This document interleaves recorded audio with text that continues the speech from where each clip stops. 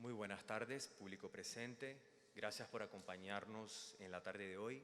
Bienvenidos nuevamente al Seminario Técnico para Manejo de Aguas Residuales, organizado por el Capítulo de Panamá de la Asociación Interamericana de Ingeniería Sanitaria y Ambiental y la Facultad de Ingeniería y Tecnología de la Universidad Santa María la Antigua.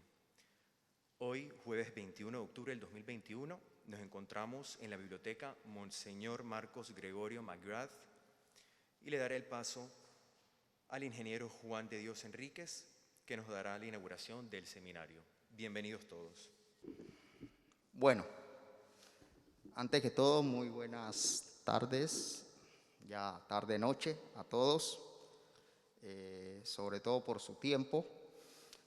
Siempre he sido un convencido de que aquel que sacrifica un poquito más de su tiempo personal para toda tarea que va encaminada a la formación, a aprender un poquito más sobre ciertos temas, pues tiene su fruto. Así que los felicito por estar aquí a todos. De igual forma, quiero agradecer ante todo, a nombre del Panaidis,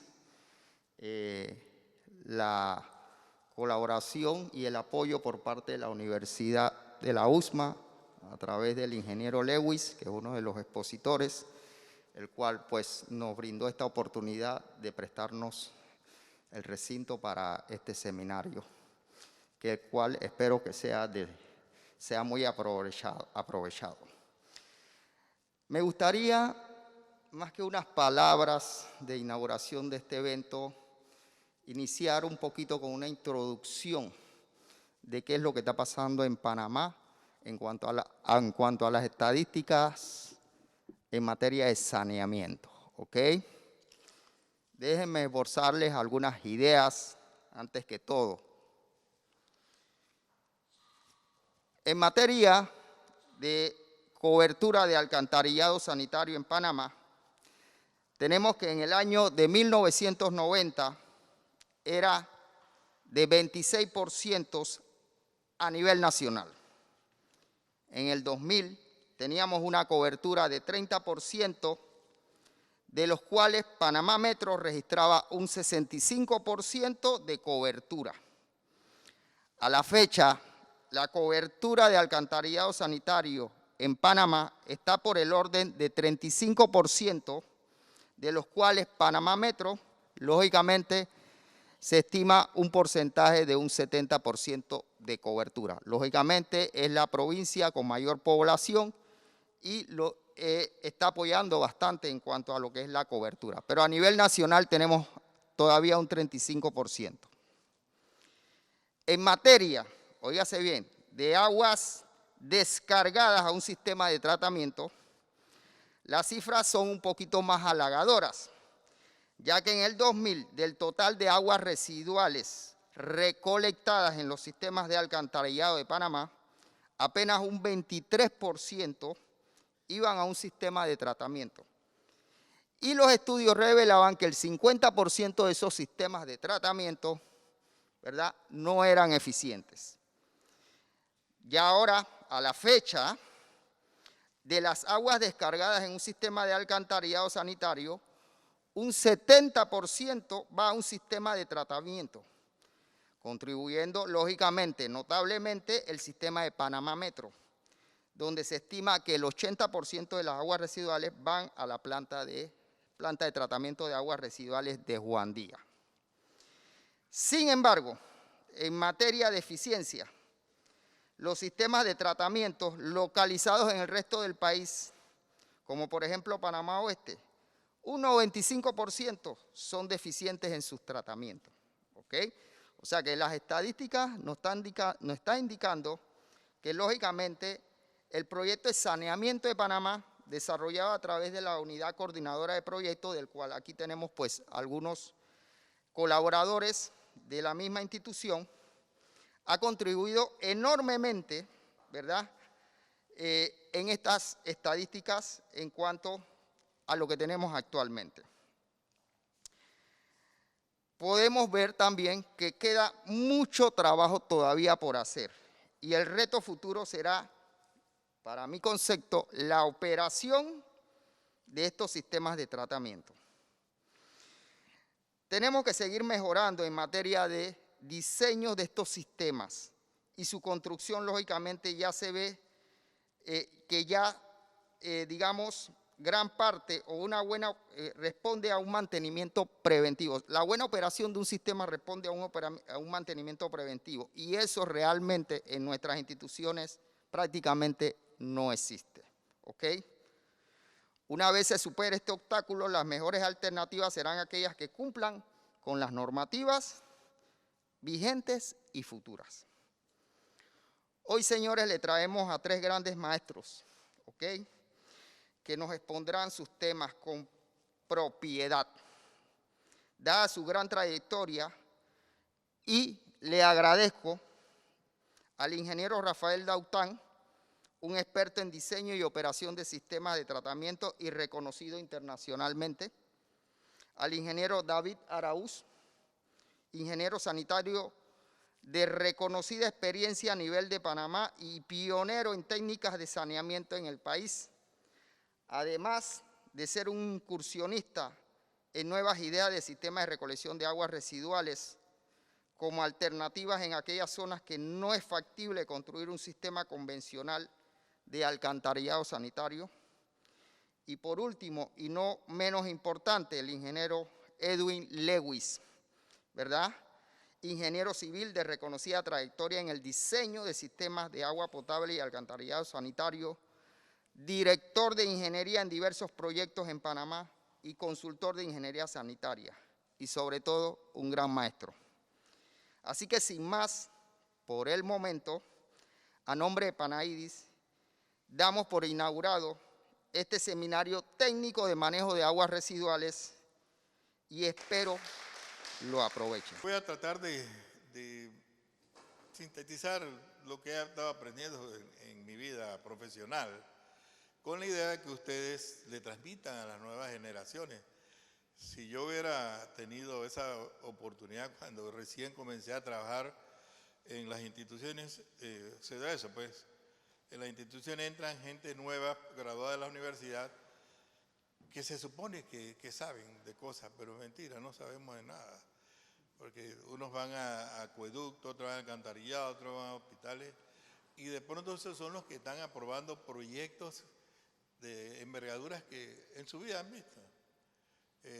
Vamos a hablar de aguas residuales y de pronto algún estudiante nuevo de estos que salen de nuestra universidad, ustedes le preguntan qué es aerobio, qué es anaerobio y no saben, porque yo me acuerdo hace 40 años, 50 años cuando estaba en la universidad, yo no sabía de eso, porque en la universidad uno le dan de todo, pero muy poco de algo. Sí. En la tecnología de tratamiento de agua residual distinguimos la anaerobia, que son sistemas sépticos, que pueden ser tanques INHOF emisarios, se utilizaron profundamente antes del año 2000.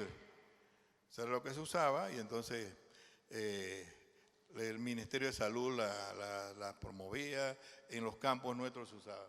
Luego teníamos la aerobia, que ya vienen las plantas de tratamiento de agua residual, PETAR. De pronto usted le dice a un estudiante, ¿qué es una PETAR? No sabe, porque yo lo comencé a aprender recién. Se impulsó su uso profusamente después del año 2000. O puede ser una combinación de ambas, ¿no?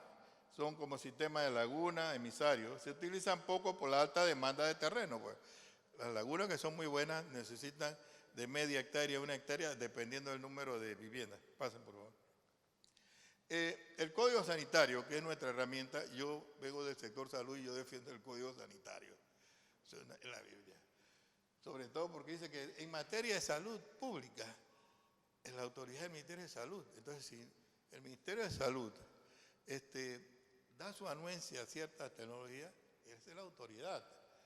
En ese mismo Código Sanitario, que es el 47, dice que las aguas tienen que ser tratadas de forma que se rindan en forma inocua. O sea, para ser descargadas tienen que ser tratadas para que no contaminen. Pues, si no tenemos normas en esos tiempos, pues no había normas. Entonces decía, se puede adoptar como normas de saneamiento las que recomienda oficialmente la OPS. O sea que lo que hicieron el Código Sanitario fueron bastante inteligentes, de decir, bueno, no tenemos normas, busquemos una tabla de salvación. Sigamos.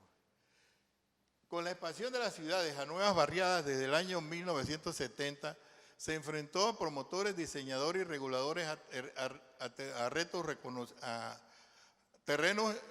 desconocidos, lamentablemente con saldo negativo a la salud y el ambiente. Como no había, ¿cómo se diseñaba? Pues yo viví todo eso. Cuando comenzó Cerro Viento, San Antonio, San Joaquín, todo eso, se comenzaron a usar esta tecnología, pero lo que hizo simplemente fue que esta tecnología que era para, digamos, para viviendas, pocas viviendas, se comenzaron a usar para grandes proyectos de urbanización en San Miguelito. Yo me acuerdo que a mí me llegaban los planos, después que estaba la barriada construida, me llegaban los colegas y dijeron, Araújo, aprueba esto. Yo no, sí, ya está la barriada construida, ¿para qué voy a aprobarlo? Y con sistemas parecidos así, ¿no? Un tanque séptico que eran como copiados, calcados. Y esto. Entonces, la normativa de los diseños anaerobios que se usaba en ese tiempo, la OPS recomienda que el periodo de retención hidráulica sea de 24 horas. En proceso anaerobio, entre más tiempo está el agua, las aguas residuales en un estanque, pues mucho mejor. Pero ¿qué comenzó a permitirse? Que se bajara a 8 horas. ¿Por qué? Porque así, en vez de tener un tanque de este tamaño, tenía un tanque 3 veces más chico, ¿no? Entonces, el periodo de limpieza, que debe ser de 1 a 2 años, se bajó a 6 meses. Yo fui gerente del acueducto de Panamá por el 80 y yo nada más pude limpiar de 60 tanques sépticos que tenía, pude limpiar 2. Y tenía que limpiar 120, o sea, hacer 120 limpiezas y nada más hice 2. Entonces, eso no se hacía. La rata de filtración de los lechos donde van los efluentes ya después que salen de la fosa séptica, 1000 litros por metro cuadrado para que tengan un buen terreno donde haya una buena filtración. Pero se comenzó a usar hasta 5000 para disminuir el tamaño del filtro. La operación de mantenimiento es recomendado, aunque sea un tanque séptico es recomendado, no debe ser ignorado. ¿Qué trajo como resultado esto? Volúmenes de tanque séptico 33% del recomendado. Si debía ser de 100 metros cúbicos, salía de 33 metros cúbicos. Los lechos de filtración, si eran de 100 metros cuadrados, salía de 25 metros. La limpieza del sistema se hacía esporádicamente cuando el sistema colapsaba. O sea, esas 2 limpiezas que yo hice eran porque los sistemas habían colapsado ahí en San Miguelito. Bueno, entonces tuve que ir a hacerlo. ¿Quién se beneficiaba de eso? El promotor del residencial. Porque eso no significaba que él iba a vender la casa un poco más barata al cliente. Y ha afectado el ambiente y los residentes. Pues acuérdense que desde ese tiempo comenzó, cuando el 70 para acá comenzaron los 13 ríos que atraviesan la ciudad de Panamá a contaminarse. Por favor, la otra. Esto es lo que decían las normas esas, que se oficializaron unilateralmente porque Salud no participó, de diseño de alcantarillado y los tratamientos. Pues. Este era un lecho filtrante de una sola cama filtrante. Obviamente estos sistemas quedan en las partes más bajas de las urbanizaciones. Entonces, ese lecho que está allá abajo comenzó a llenarse de tierra. Y hoy cuando uno va, de pronto tiene 1 metro de tierra y paja canalera encima que ni se ve.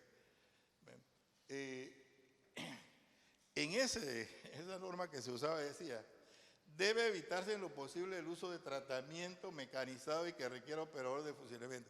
Si usted le dice eso al que hace eso, si me están autorizando a que no tenga ni operador, ni machetero, ni nada, ¿no? Porque debe evitarse. Eso decía la ordenanza esa que se usaba. Entonces, oye, ni corto ni perezoso, los promotores lo usaban. Y si alguien le decía, no, la norma dice que no hay que usarlo. Sigamos. Entonces, por allá por el año 2000, se hizo el reglamento técnico 35-2000 para regular las descargas de fuentes líquidos directamente a cuerpo y masa de agua superficial. Este reglamento establece los límites máximos permisibles para el cumplido vertido de efluentes. Pero no obstante, este reglamento técnico no privilegia ningún tipo de tecnología. Ahí no se habla de que use anaerobio o use aerobio. Tiene que cumplir lo que usted haga con esos parámetros máximos, ¿verdad? Digamos. En el 2006, el Departamento de Estudio y Diseño de la Dirección de Ingeniería del IDAN emite el documento Norma Técnica para la aprobación de los planos de los sistemas de acueducto y alcantarillado sanitario. Tampoco participó el MINSA. Entonces, ya habla de lo que deben ser los tratamientos, ¿no? Un tratamiento preliminar, que debe haber rejillas, desarenadores, trituradores. Pero miren esto, tratamiento primario, que debe haber, dice, opcional. Si yo soy un diseñador y me dice que eso es opcional, entonces yo lo elimino. Y no debe ser depender del diseñador, sino del revisor, que dice, no, tú me tienes que poner un opcional. Pero si usted le da esa opción, él no lo va a hacer, porque de pronto es un gran compartimento, ¿no? Bueno, después vienen los tratamientos secundarios. Entonces, ¿qué nos produjo? ¿Tú me la estás pasando o te está pasando? Ya, déjala ahí. No, sí. Bueno, el tratamiento secundario, que debe haber aireación, sedimentación. Voy a pasar rápido porque el doctor Dutal le va a hablar sobre eso. Y tratamiento por desinfección, pues tenemos 4 fases que debe tener. Todas las instalaciones antes mencionadas deben ser colocadas en pares y en paralelo. O sea, eso es recomendable, ¿no?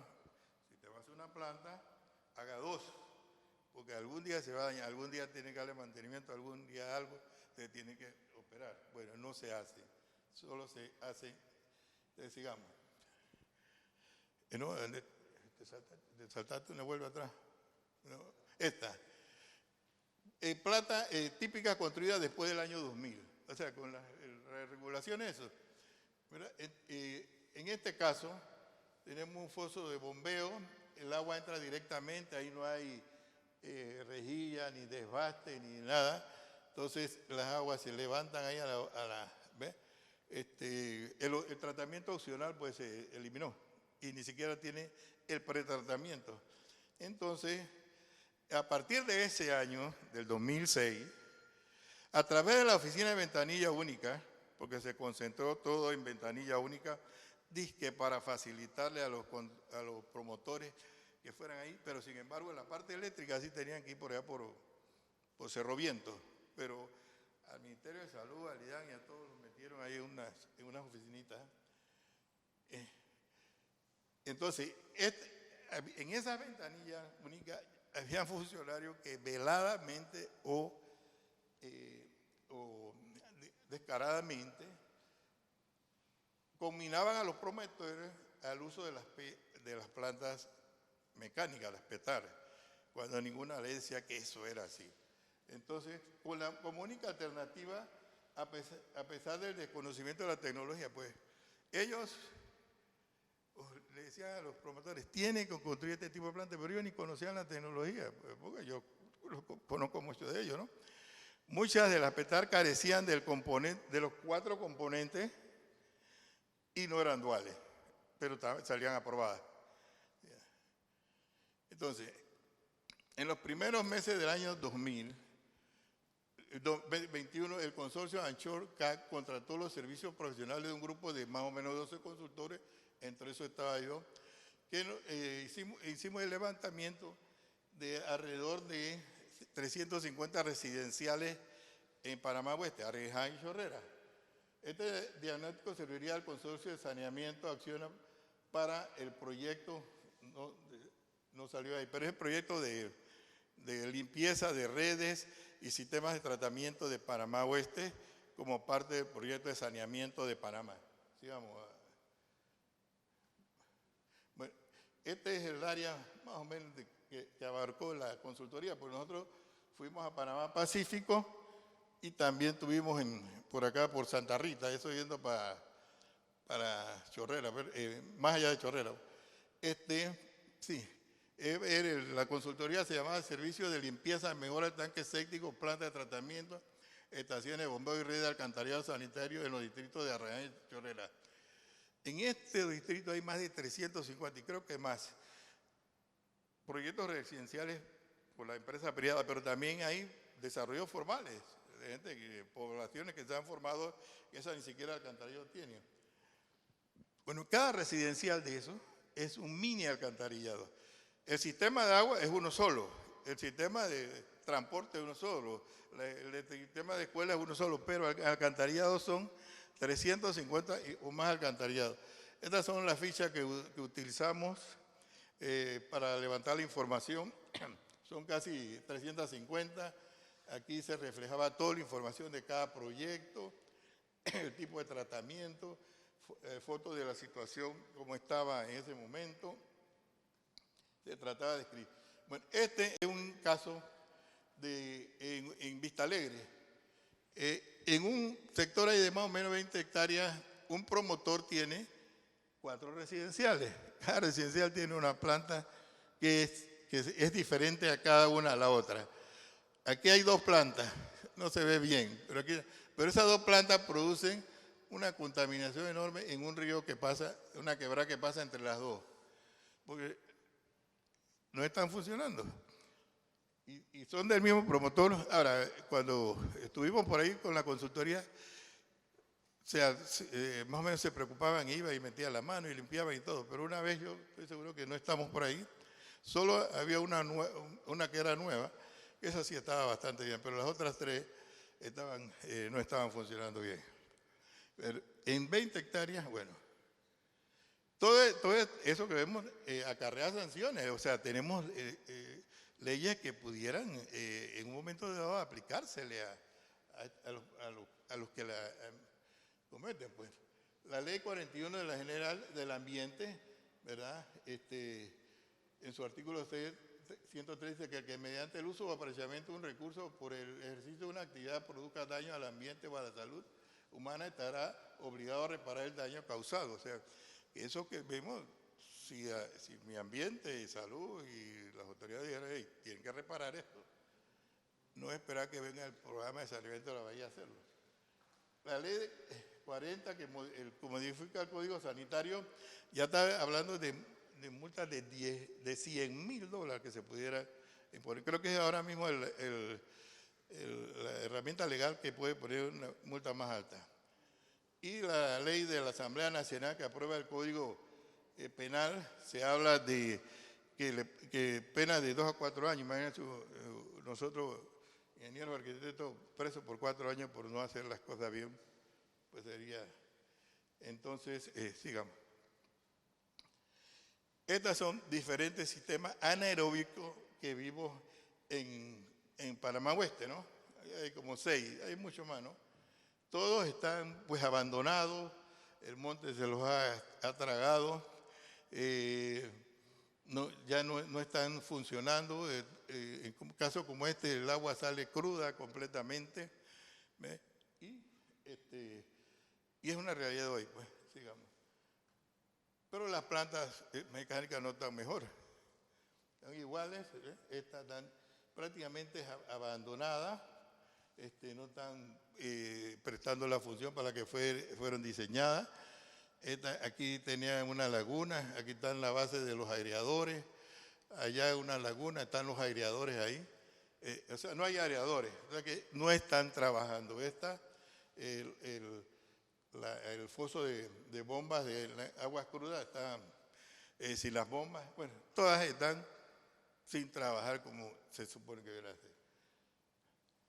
Aquí el profesor Tutal les va a hablar de esto. Esto es lo que es una planta que completa un sistema anaeróbico, ¿no? Donde tenemos un pretratamiento, tratamiento primario, secundario y desinfección.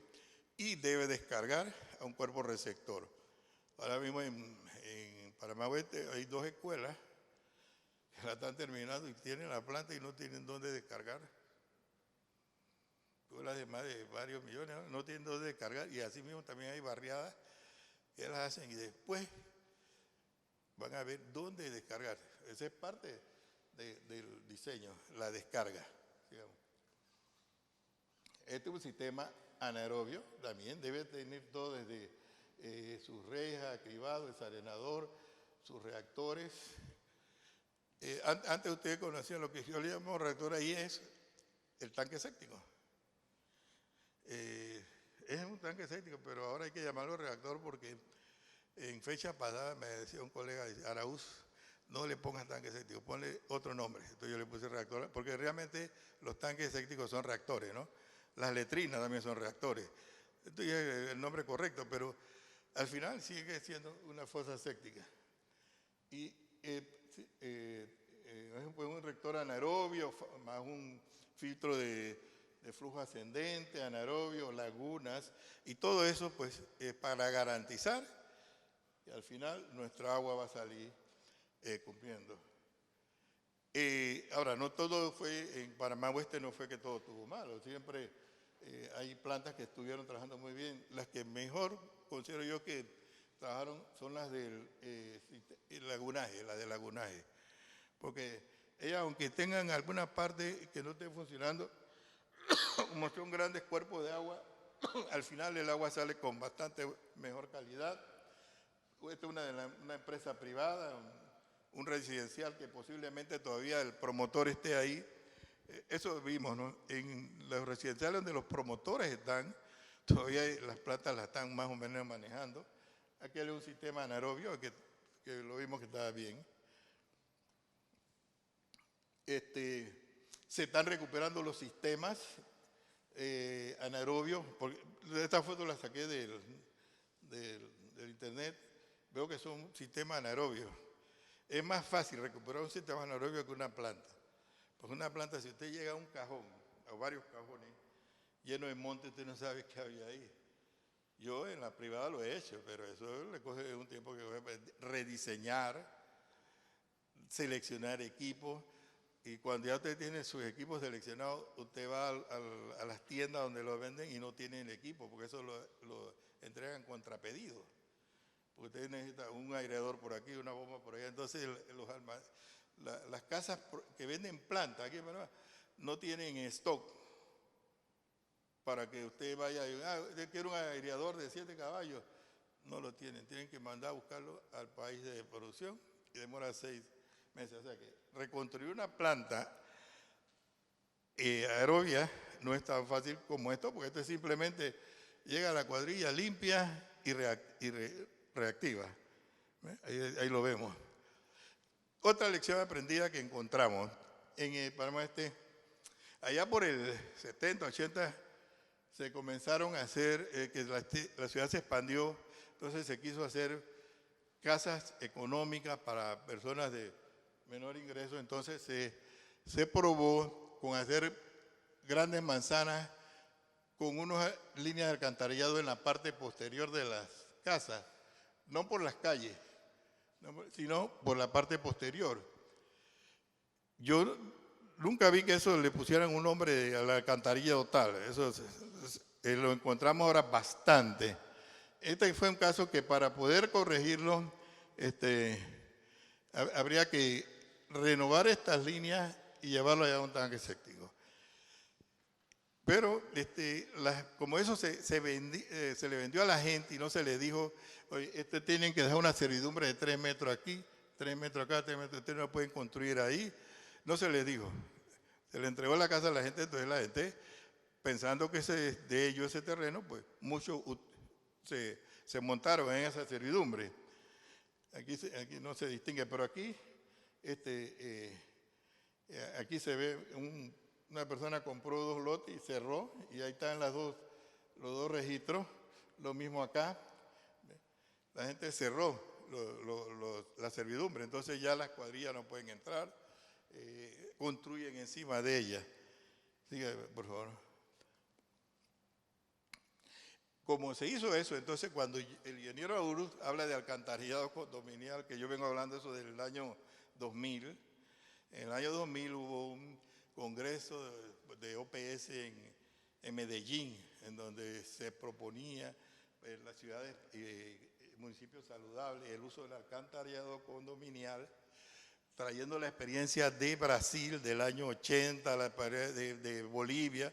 Entonces, no me prestaban atención, porque se iba siguiendo al flautista que decía, no hagan eso porque allá fracasó, pero vimos que las PETAR también fracasan, los tanques sépticos fracasan, pero entonces vamos a decir, entonces no vamos a hacer nada, pues. No podemos hacer más plantas de tratamiento porque fracasaron allá en Panamá Oeste. Entonces, eso es lo que se ha hecho con una alternativa que puede permitir que la plata que se va a invertir en el saneamiento de Panamá Oeste produzca más. Hay más de 12 países de América Latina que están usando ese sistema. Los brasileños, los peruanos, los colombianos. Pero aquí los 4 millones de panameños que somos, decimos que no. No vamos a decir, ¿ves? Y sería tan sencillo. Esto es lo que hacemos. Claro, si tenemos plata, podemos romper todas las calles de Panamá y todas las aceras y acetas. Cuando llegamos a una barriada que tenga calle de asfalto, que va a haber bastante en Panamá Oeste, bueno, rompemos por el medio a 2 metros de profundidad. Cada cámara cuesta $2,000, esta y la de allá. Rompemos de la casa a la acera. Durante un año, la gente los beneficiados de ahí van a estar subiendo todos los días y deseándole lo peor a los trabajadores. Pero hay una solución. ¿Por qué no por aquí? ¿Por qué no por aquí? Más barato, 40% más barato. Pero bueno, si hay plata, gastémoslo. Digamos. Ahí están las ventajas.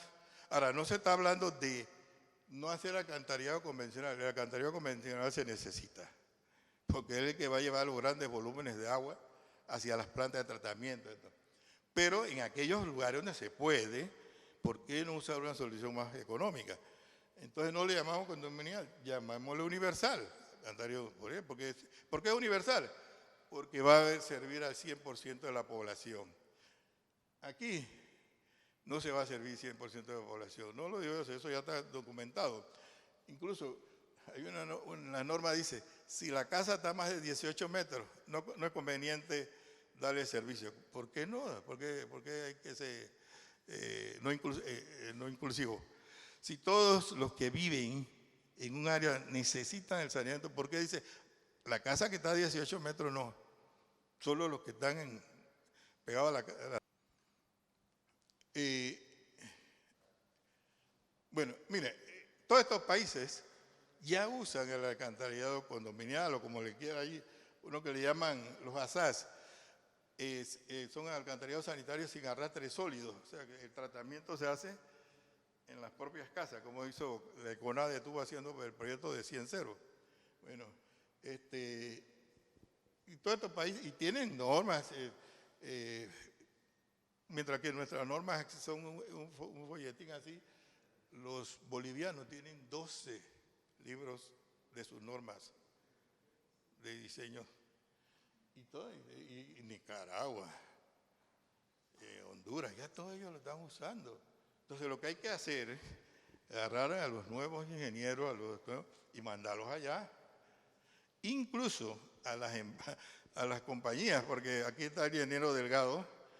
El ingeniero Delgado fue y vio los alcantarillados condominiales y les gustó. Y él trabajaba en CONADE. Y logró incluir el alcantarillado de Guararé con la tecnología condominial. Pero se lo ganó una empresa que no sabía hacerla. Y entonces logró que le cambiaran eso. Imagínense. Después se lo había ganado, en vez de ir a Sudamérica a aprender, no. Consiguió que el IDAN le hiciera el cambio a convencional. Entonces, miren, esto es en Panamá Oeste, ¿no? Las enormes aceras que hay, que se puede meter una tubería bien, una aquí y otra allá, y le respetan las calles de asfalto a la gente. Aquí también. Aquí ahora mismo en este sector las aguas negras corren por aquí, estas son aguas negras. Pero tiene una acera bien amplia, por aquí pudieran hacerlo, por allá. ¿Por qué no? ¿Qué razones de peso? ¿Por qué no podemos ser tan inteligentes como la gente de Sudamérica y hacerlo ahí? No sé. Sigamos. El Departamento de Alcantarillado Sanitario del IDAN también está haciendo lo suyo. En Panamá Herrera, yo también. Mire, esta es una de esas líneas cuando digamos que se hicieron, pero aquí la gente ha respetado. Ese día que estuve por casualidad, llegó el carro, entraron allá, había un tranque. Entonces puede ser que el tranque era porque las líneas son de 4 pulgadas, ya tienen 30 años. Bueno, ¿por qué no la cambiamos por 2 de 6, pues? En vez de romper la calle, cambiémosla por 2 de 6 o por una de 8. Hay que hacer el estudio si es factible. Porque de no ser así, habría que romper esta calle y eliminar eso y sacar las aguas de esas casas hacia el frente. Ahora, no es tan fácil. ¿Qué pasa? En estas viviendas, todo el sistema de desagüe está hacia atrás. Entonces, si usted le pone la línea adelante, vuelve atrás, por favor. Sí. Como este. No se ve, no está aislada. Bueno, si usted le quiere llevar las aguas, el desagüe está hacia atrás, hacia el patio, y usted la quiere llevar hacia adelante, usted va a tener que cruzar 8 metros de casa con azulejos que ya no se venden. La gente ya ha construido hasta la acera con cerámica, con azulejos, que si usted se lo rompe, se lo va a tener que indemnizar. Entonces, pues ya es mucho más caro decir ahora, no, todos los desagües van hacia adelante. No es tan fácil, porque todos los desagües están hacia atrás. Entonces, pues sí. Y nada más, una de las plantas que, la única que vi que completa es la de la antigua base aérea de Howard, pues que tiene todo eso y se ha rescatado. Creo que el IDA en un principio las tomó, ya nada falta. ¿Qué? Sigue la otra. Allá. Este es un centro, un PH que hay aquí en Panamá. Tiene de todo ese tipo de actividad. Y se supone que tiene que tener una planta que trate todas esas aguas. Y tiene que tratar de cumplir todos esos parámetros. Pero la cantidad en el origen de esos parámetros no es igual, porque va a tener matadero, va a tener carnicería. Entonces, nuestros profesionales que revisan esos planos se van a enfrentar, y no es tan fácil resolver eso y aprobar o desaprobar. Así que bueno, ya me hicieron seña de que se acabó el tiempo. Espero que haya sido de su interés. Como dije, es para que le transmitan a las nuevas generaciones y que discutamos estas cosas que he dicho yo, no decir no a los cambios, al progreso. Si eso va a traer beneficios para el país. Bueno, muchas gracias. Bueno.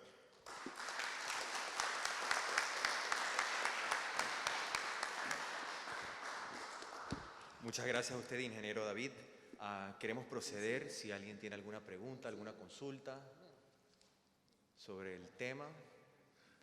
Bueno, pues seguimos entonces con la biografía del ingeniero Rafael Daután Semprún, que nos estará hablando sobre las tendencias tecnológicas en procesos biológicos para el tratamiento de aguas residuales. Adelante. El ingeniero Rafael Daután Semprún es ingeniero civil y tiene una maestría en Ingeniería Ambiental en el Instituto Tecnológico y Estudios Superiores de Monterrey, México. Se ha desempeñado como profesor catedrático y además ha sido presidente de la Asociación Interamericana de Ingeniería Sanitaria y Ambiental, AIS, durante el periodo 2010 y 2012. Le damos la cordial bienvenida al ingeniero Rafael Daután.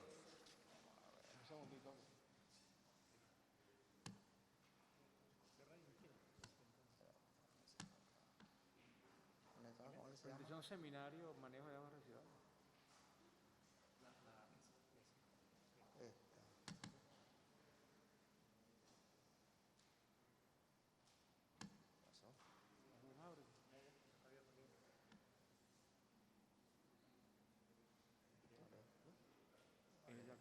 Esa que está ahí, esa.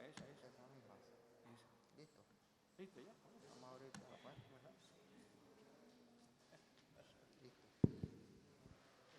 Muchas gracias. Quítame la... Pues muy buena. Ante todo, pues quisiera felicitar a Panaidi y a la USMA por esta iniciativa de hacer este seminario sobre manejo de aguas residuales. Yo vengo un poquito cansado porque de Chicago aquí hay que levantarse muy temprano, pero vamos a intentar dar lo mejor que se pueda, un pantallazo sobre el mundo microbiológico empleado en el saneamiento de las aguas contaminadas o comprometidas. Adelante. El contenido, bueno, ahí lo tienen. Adelante. Y básicamente, esto es muy común en América Latina y el Caribe y en muchas partes del mundo, pues las aguas residuales sencillamente se esconden en los drenajes sanitarios, en las cloacas, y son vertidas a cuerpos de agua, y lo que vemos siempre es el efecto de que el río está contaminado, que el agua está contaminado, y no sabemos que en muchos casos, la próxima, el cuerpo de agua responde de una manera, llamémoslo así, responsable, pues tornando su coloración verde, que no nos gusta. Sin embargo, eso representa una intensa actividad microbiológica de sanear, de autodepurar los cuerpos de agua, pero no le damos ni siquiera la oportunidad para que lo hagan. Entonces, estos cuerpos de agua pueden ser utilizados como fuente de abastecimiento de agua potable, pero al tener ese problema, terminamos con esa capacidad y después nos estamos quejando, tenemos que tener agua cada vez de espacios más lejanos. Lo que sí es cierto que la implicación del uso sostenible del agua, nos vamos a basar en lo que se conoce como la teoría del triple fondo, la próxima, y básicamente es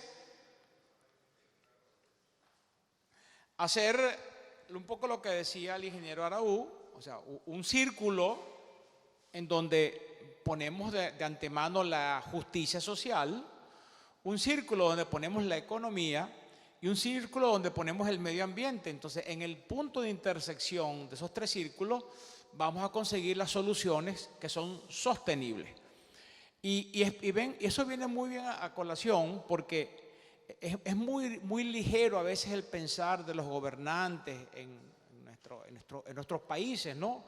De que las soluciones tienen que ser baratas, tienen que ser económicas, que no hay plata para eso, que lo que tenemos es un poquito de dinero. Y siempre buscamos una solución, pero no una solución sostenible, que es la que realmente nos tiene que preocupar. La próxima.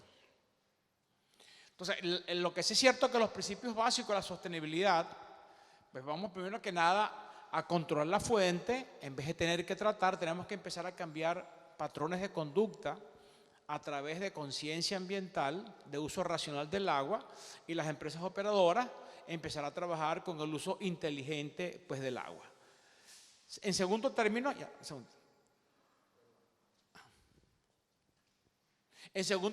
vamos a recuperar en vez de tener pérdidas. Es lamentable que en América Latina el promedio de agua no contabilizada está en el orden del 50%, 40%. Eso es lastimoso realmente. Y tal vez lo más importante de todo esto es que empecemos a reusar, a hacer reuso seguro del agua en vez de tener que descargar. Próximo. Y eso tiene que estar apoyado contra una de las C, de las 8 C, que tienen que ver con el agua, y básicamente la cultura del agua. Y yo creo que las universidades, las instituciones públicas y privadas tienen un rol importante para que nos den esa serie de actitudes, de conocimiento, de que el agua, de dónde proviene, cómo tiene que ser manejada, cómo tiene que ser limpiada y, por supuesto, cómo debe ser dispuesta. La próxima. Entonces, ¿por qué tratar las aguas residuales? Obviamente, pues, tenemos que garantizar las fuentes de agua. Cada vez agua residual que no se trata y va a un cuerpo de agua, ese cuerpo de agua poco a poco se va degradando hasta el punto que va a quedar prácticamente inservible para ningún uso. Entonces, eso ya es un punto a favor si nosotros logramos el tratamiento de las aguas residuales. Pues garantizar la vida y preservar los humanos y la flora y fauna útil de nosotros, y también promover el desarrollo en los asentamientos humanos. La próxima. Bueno, también del tratamiento de las aguas residuales podemos tener una cara positiva, podemos tener beneficios económicos sobre el uso seguro del agua, el reuso del agua, y también por el manejo de los biosólidos. Y por último, y tal vez lo más importante, es que debemos cumplir con las legislaciones ambientales de cada país. La próxima. O sea, en las plantas de tratamiento tenemos 5 categorías.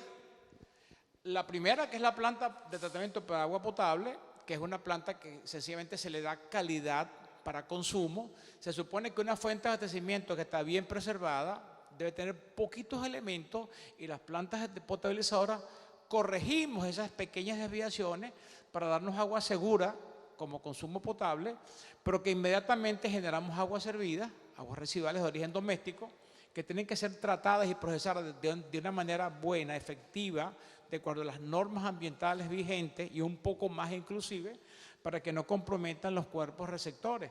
De igual forma, tenemos las plantas de tratamiento de agua para consumo industrial, que también son indicadores de calidad, agua para enfriamiento, agua para calderas, etcétera, y que los efluentes industriales que son procesados en las plantas industriales generan efluentes industriales que también deberán ser tratados de una manera efectiva, bien pensada, para que no comprometan los cuerpos de agua.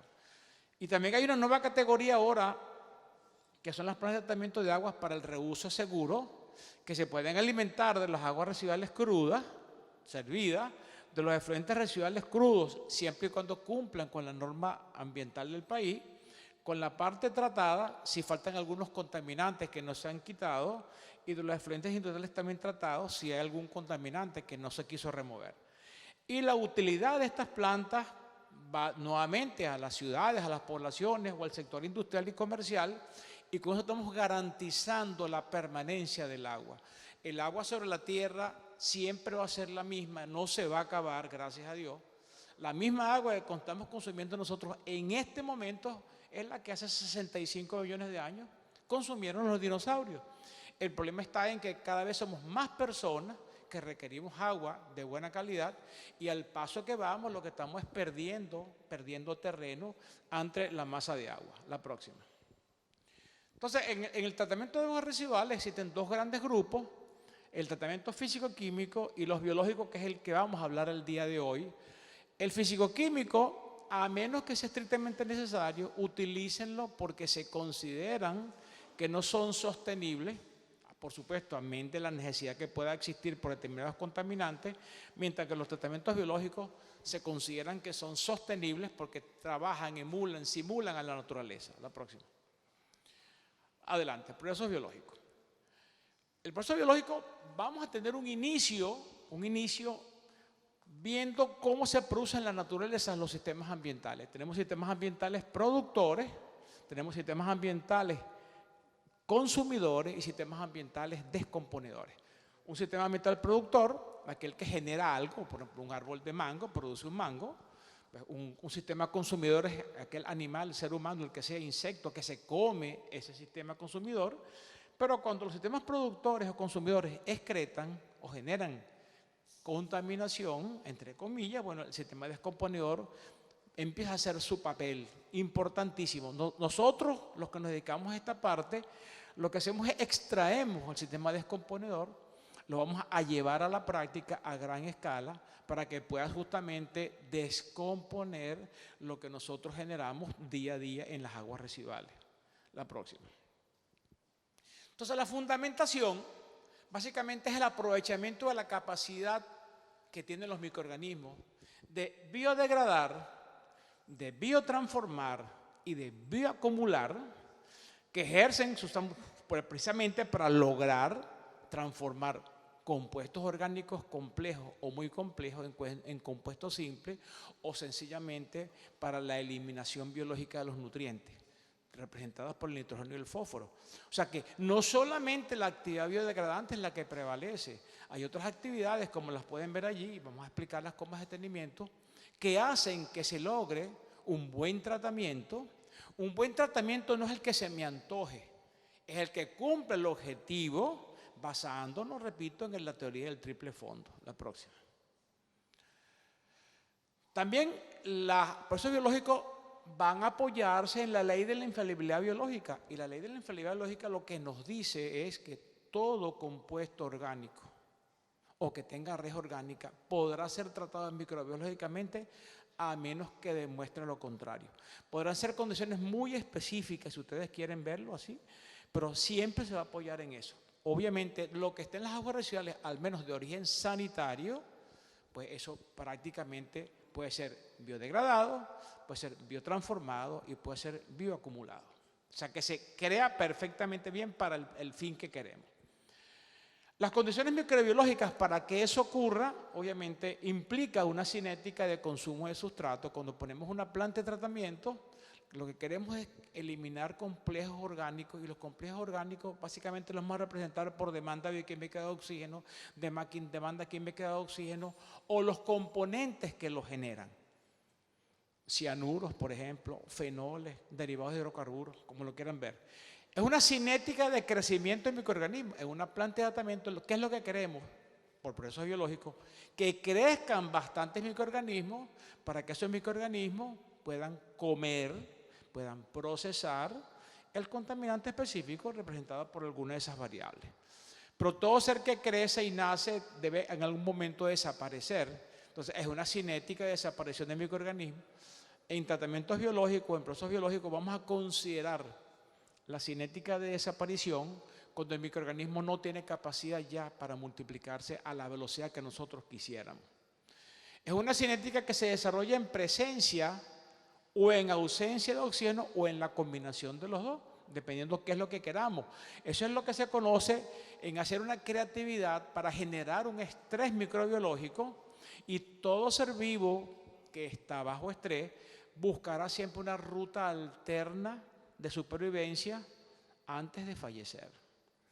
Es una cinética que implica cuidado del sustrato. Como todo ser vivo va a ser cuidar la comida que él cree que le pertenece, y también es una cinética de espacio físico, o sea que todo ser vivo va a ser respetar el entorno que él cree que posee.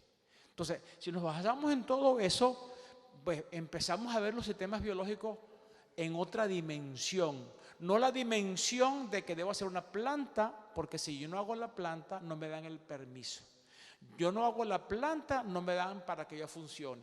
Tenemos que pasar a otro plano, mucho más interesante y mucho más sostenible. La próxima. Ya habló algo Darío de esto. O sea, para que ocurra un proceso biológico tiene que haber un reactor biológico, y un reactor biológico es un sitio, un volumen, un tanque, como lo quieran llamar, donde ocurre una reacción biológica o bioquímica. Un tanque séptico, una letrina, es un reactor biológico. Un lodo activado es un reactor biológico. Un SBR, el que ustedes quieran ponerle el nombre, es un reactor, porque ahí va a haber una biomasa que está necesitada de reproducirse, y para reproducirse y para crecer necesita comida. Y la comida es justamente el contaminante que estamos de alguna forma nosotros desechando. La próxima. Pero aparte de que haya el reactor, tiene que haber la biomasa, y la biomasa, dijimos hace rato, es esos microorganismos que van a biodegradar, van a biotransformar y van a bioacumular de cualquiera de los tres métodos que se requiera ese contaminante complejo en algo muy simple. El sustrato objetivo es el contaminante orgánico utilizado como fuente principal de carbono y energía, y que se va a comportar como donador de electrones en el proceso de oxidación. Pues es lo que se quiere, por eso es que se llama oxidación biológica. Cuando un compuesto dona, alguien lo va a aceptar. Entonces, en ese caso se está oxidando el proceso. Pero para que esa magia ocurra, pues, es como los seres humanos o como todo ser vivo. Hace falta un metabolismo celular. Y el metabolismo celular son todas las reacciones bioquímicas que están involucradas en el tamaño de la célula y en su capacidad para reproducirse. Si no hay metabolismo, no hay crecimiento, no hay multiplicación, pues sencillamente el sistema se pasma, no hace nada. El agua entra y el agua sale exactamente lo mismo. Obviamente, el metabolismo tiene dos fases que son complementarias y que van a ocurrir. Una fase de metabolismo catabólico, la próxima, que básicamente en el metabolismo catabólico se van a producir productos directos de la oxidación, pero se va a generar energía, se va a producir energía.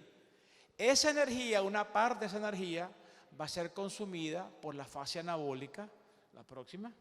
Y la fase anabólica sencillamente lo que hace es la capacidad que tiene de reproducirse utilizando parte de la energía que se produce en el metabolismo catabólico. Por eso es que es complementario. Pues entonces, nosotros empezamos a tomar decisiones, ¿por dónde me voy a ir? Todos los procesos biológicos son buenos, sin excepción. Son mal empleados, es otra cosa. Son mal utilizados, son subutilizados, es otro término, pero todos son muy buenos. La próxima. Entonces, si vemos este esquema, entonces para nosotros transformar la materia orgánica va a haber una fase de metabolismo anabólico y una fase de metabolismo catabólico. El catabólico, como vamos de lo reductivo a lo oxidativo, hay productos directos de la oxidación, pero se genera energía. Esa energía, una parte va a ser consumida por la fase anabólica y otra fase va a quedar en el sistema, en el medio ambiente. La próxima. Yo creo que esto es muy común para ustedes. O sea, en el metabolismo aerobio, el catabolismo está disminuido y está expandido el anabolismo. Es por eso que los procesos aerobios generan mucho mayor cantidad de lodo que los procesos anaeróbicos. En el metabolismo anaerobio, el catabolismo, estamos hablando de un 90-95% que prevalece, mientras que el anabolismo es un 5-10%. Esa es la razón fundamental en que un reactor anaerobio produce muy poco lodo en comparación a un proceso aerobio que produce mucho lodo. Pero no con eso quiero decir que el anaerobio es mejor que el aerobio o que el aerobio es mejor que el anaerobio. Cada quien tiene su tumbado y vamos a tratar de aprovechar, y por eso es que la tecnología, la tendencia nos está guiando hacia los sistemas dual. La próxima. Yo no vi el tiempo de inicio, pero si alguien se cansa me dice, ¿no? Hay otro concepto muy interesante que es el concepto de cometabolismo.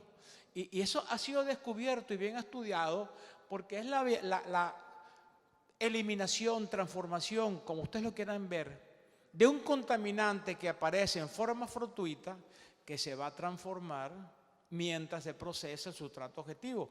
Es muy común, sobre todo en efluentes industriales, que se derramó X producto que no estaba contemplado, se espera que haya un desastre en el plan de tratamiento y no pasa nada. Se activó el mecanismo de cometabolismo, y ese mecanismo es como un secreto que tienen ellos guardado en su formación de ADN para poder procesar, por supuesto, no todo, algunos compuestos, mientras, dependiendo de la estructura molecular que tenga el sustrato objetivo. La próxima. Compuestos semiobióticos, eso era un concepto también muy fuerte para uno, que eran los compuestos de raíz orgánica que se consideraban ajenos a la vida y que no se podían tratar microbiológicamente. Hoy por hoy, por ejemplo, los PCB, los bifenil policlorados. Esos compuestos policlorados, si le arrancamos el radical cloro, son fácilmente biodegradados. O sea, antes era un problema gigantesco, hoy por hoy la tecnología logró separar la parte del cloro del resto, y el radical bifenil pues es fácilmente biodegradado. La próxima. Y lo que todo el mundo quiere como ingeniero ambiental o ingeniero sanitarista es que vamos a mineralizar el desecho, o sea, básicamente orgánicos complejos a CO2, H2O, más otras cositas más. Eso es lo que todo el mundo desearía. La próxima. Entonces, en pocas palabras, resumiendo, la remoción de la materia orgánica se va a lograr por metabolismo, por biofoculación y lo que permanece. O sea, no hay más. O sea, ¿qué es lo que permanece? El DBO que sale a la salida, pues no son 100% los procesos biológicos. Eso es lo que permanece. Lo que bioflocula, hay contaminantes que el propio microorganismo los tiene en su ser, pero no lo procesó, pero no está en el agua, no hay problema. Y lo que realmente es la materia interesante es el metabolismo, que es lo que acabamos de ver en este momento. La próxima. O sea, los mecanismos de vida y supervivencia es lo que les mencioné al principio: la biodegradación, la biotransformación y la bioacumulación. La próxima. En la biodegradación, sencillamente, pues, tenemos los microorganismos. El microorganismo no tiene una boca que le pegue un mordisco a la DBO. No, eso no funciona así. Él, a través de su inteligencia bacterial, y yo creo en eso, él va expulsando enzimas, En el entorno está el contaminante. Cuando él pega la enzima apropiada, esa enzima envuelve al contaminante y a través de la membrana y pared celular, el contaminante pasa internamente. Entonces, cuando se degrada, porque eso lo va transformando en CO2 y H2O. La próxima. En pocas palabras, tenemos el compuesto orgánico, tenemos microorganismos activos que ya están estabilizados, están totalmente acoplados al sistema generan la enzima apropiada, desde aguas residuales de origen doméstico hasta fábricas de plaguicidas, o sea, elementos que se fabrican para quitar vida, hoy por hoy se eliminan con procesos biológicos, ¿no? Pero también hay una serie de microorganismos que estaban ahí como que atentos, siempre esperando, tratando de hacerse familiares. Entonces, para que ocurra la degradación, tiene que haber el contaminante orgánico, que es lo que nosotros queremos remover. Tienen que haber los microorganismos degradadores, ya sean los que están activos y los que están al acecho. Tiene que haber condiciones microambientales y tiene que haber la presencia de nutrientes. Si la presencia de nutrientes está en exceso con respecto a la norma, entonces los elimino, un sistema con remoción de nutrientes. Si está en déficit, debo agregarle. No porque el contaminante tipo nitrógeno o fósforo esté por encima de la norma, yo tengo que hacer un tratamiento, porque si la relación entre DBO y DQO y el nitrógeno y el fósforo no es favorable, a lo mejor sigo estando en déficit, ¿ok? Pues eso ya corresponde más bien a la cinética como tal. La próxima. En la biotransformación tenemos contaminantes en presencia de microorganismos y de nutrientes, y van a haber reacciones que van a buscar un compuesto intermedio químicamente diferente, pero que no está biodegradado. La próxima. Eso ocurre, por ejemplo, en el caso de la nitrificación. En la nitrificación, el sustrato objetivo en un principio era la DBO, pero como se hizo tan baja, entonces pasa a ser sustrato objetivo el nitrógeno amoniacal. El nitrógeno amoniacal, a través de organismos, para ello, Nitrosomonas nitrobacter, van a transformarlo en NO3. Esto es un compuesto intermedio. Entonces, aquí prevalece la biotransformación que la está siguiendo a la biodegradación. Biodegradación y biotransformación. Ahí, en ese momento, paso de una forma el nitrógeno hacia otra. No lo he eliminado, pero genera mucho menos daño al ambiente el nitrato que el nitrógeno amoniacal. La próxima. Y la biotransformación continúa cuando tengo proceso de desnitrificación, en donde ese nitrógeno como nitrato lo pongo en un medio carente de oxígeno. Otro grupo de microorganismos que trabajan en el nitrógeno me lo van a llevar a nitrógeno gas. Entonces, son pasos de biotransformación necesarios, pero siempre apoyados por la biodegradación. La próxima. Y el mecanismo de la bioacumulación es la capacidad que tienen muchos microorganismos de poder acumular algo internamente. En el caso específico de la cinética de remoción del fósforo, ellos pueden almacenar fósforo como polifosfato, y si el fósforo está dentro de la célula es porque no está en el agua, entonces ya cumplo con las normas ambientales. Y un microorganismo que tiene fósforo internamente es un microorganismo que va a ayudar, por ejemplo, en la seguridad alimentaria como acondicionador de suelo. La próxima. Aquí tienen ustedes un caso en donde combinamos la biodegradación, biotransformación y bioacumulación, como es el caso de el tema de la nitrificación, las zonas anaerobias donde se libera fósforo, las zonas anóxicas donde el fósforo sigue afuera, y en el caso de la zona aerobia el fósforo pasa a ser intracelular. En este caso, el nitrógeno, así como entra, sale, porque es un medio reductivo, sigue siéndome reductivo, aquí se oxida y luego hacemos recirculaciones internas. Con esto lo que les quiero decir que el mensaje no es tan sencillo como se ve. Una planta de tratamiento UASB o FAFA o el filtro percolador o laguna, se pone, se diseña con 4 números. No, lo que está ocurriendo internamente es mucho más complejo, mucho más bonito, y nosotros lo podemos hacer mucho más eficiente si le damos las condiciones. La próxima. Este es un típico ejemplo de la bioacumulación, en donde en una zona anaerobia la materia orgánica se metaboliza en parte, se biodegrada en parte. Hay compuestos intermedios como el PHB, polihidroxibutirato, pero para que él pueda almacenar bastante PHB, porque lo que le viene es muy bueno, aquí no está a gusto, aquí está bajo estrés, él saca el fósforo para poder almacenar más, y aquí como está totalmente a gusto, entonces acumula el fósforo para la situación que le viene, que no le gusta, procesa todo el PHB y lo mineraliza. Entonces, este es un ejemplo claro de biodegradación con bioacumulación. La próxima. Pues también hay una actividad enzimática que debe tomarse en cuenta, que son los procesos de protocooperación y de competencia. Cuando un microorganismo, un medio ya aclimatado, se siente que viene otro grupo funcional a invadir su territorio, es porque le van a procesar la comida, se la van a quitar y le van a invadir el terreno. Entonces, el microorganismo que está siendo invadido genera sobredosis de enzima. Esa sobredosis de enzima hace que el microorganismo que viene no tiene que expulsarla porque ya la consigue la mesa servida. Entonces, es un proceso que a través de la competencia se transforma en protocooperación, que también tendremos que tenerlo en cuenta en el momento de un diseño. La próxima.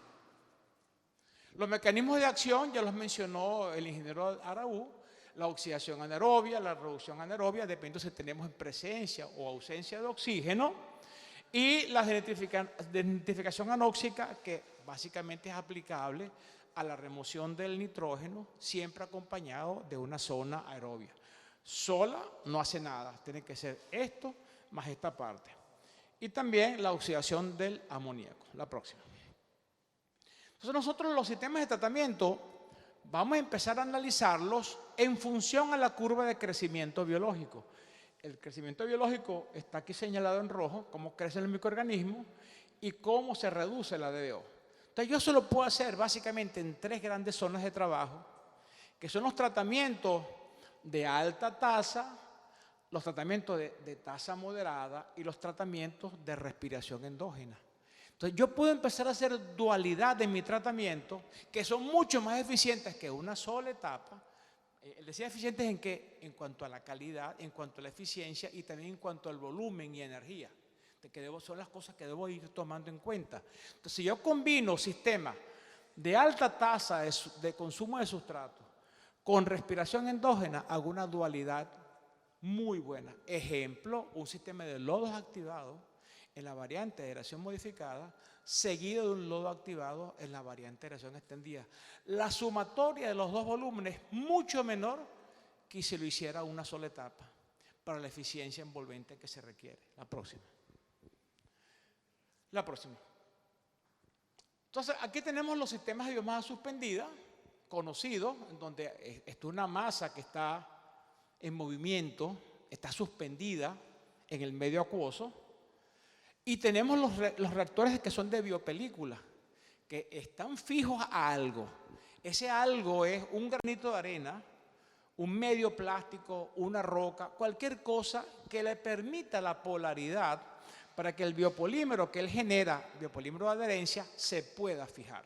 Ahora, ella puede ser estática, como el caso de los filtros percoladores, o puede ser dinámica, como el caso de los biodiscos. Entonces, yo puedo nuevamente hacer dualidad si utilizo un reactor de biomasa suspendida seguido de un reactor de biopelícula, o viceversa, un reactor de biopelícula seguido de un reactor de biomasa suspendida.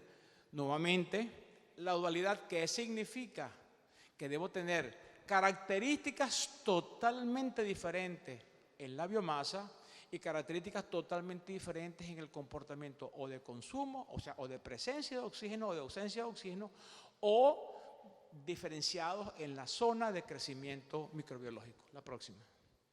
Aquí tienen algunos ejemplos que yo les hablaré. Adelante. Aquí tienen otros ejemplos de procesos de biopelículas. Claro, cuando estamos hablando entonces de procesos biológicos, hay muchos grupos funcionales, pero realmente que nos interesa es la cinética de las bacterias. Es un organismo unicelular, es un protista unicelular.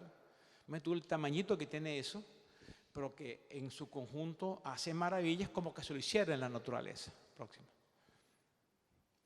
Tiene la estructura molecular de una bacteria, una zona de inteligencia que está aquí en el centro, o sea, que es la que está pensando cómo lanza la enzima hacia la parte externa, cómo captura el contaminante y cómo lo vuelve otra vez a introducir ya como fuente de sustrato. Próxima.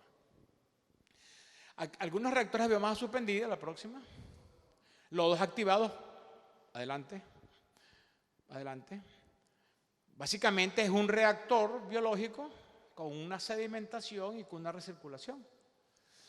Algunas personas, algunos diseñadores les gusta mucho poner el sedimentor primario, cosa que es bueno, es positivo, pero no hay que olvidarse que cuando pongo un sedimentador primario, yo puedo obtener una eficiencia de retención, no es de remoción, y esto va a ser más pequeño, en eso estamos de acuerdo, pero debo calcular cuál va a ser el tamaño del digestor, ya sea anaerobio o aerobio, porque este lodo tiene contaminantes orgánicos, que justamente fue lo que retuvo, y eso nos obliga, no es una opción, nos obliga a tener que estabilizar lo que es una de las dos funciones principales cuando se diseñan digestores. La próxima. Los bioreactores de membrana, los MBR, básicamente eso es un lodo activado con un nombre mucho más rimbombante en donde se ha eliminado el sedimentador secundario, pero en vez de eso se colocó un sistema de membrana para tener una calidad muchísimo mejor, prácticamente ya para reuso, incrementando la población microbiana. Pero al incrementar la población microbiana también tenemos que tomar en cuenta que tenemos que darle más oxígeno o buscar un sistema que haga una transferencia mucho mejor. La próxima. Los digestores anaerobios, ustedes los conocen. Este es en la planta de en Medellín, la planta de San Fernando, se hace cogeneración. Entonces, gracias a este digestor, la planta prácticamente se hace autosuficiente. La próxima. Adelante, los reactores anaerobios de manto de lodo, muy buenos también. Básicamente, es un flujo ascendente. Este lodo puede ser granular por lo general, pero puede ser floculento. Y en este recorrido se va logrando pues la remoción parcial de los contaminantes orgánicos si nosotros tenemos una parte de prefermentación que le precede. El reactor anaerobio USB, a menos que las normas ambientales sean un poco más flojas, se puede poner con un tratamiento único. Sin embargo, lo recomendable es acompañarlo de una etapa aerobia para que haga esa fusión reductor oxidativo y obtener pues, interesantes volúmenes de disminución en el caso de la remoción elevada que se desee. La próxima. Los sistemas lagunares, hay muchos en cualquiera de sus versiones, obviamente pues requieren mucho mayor área.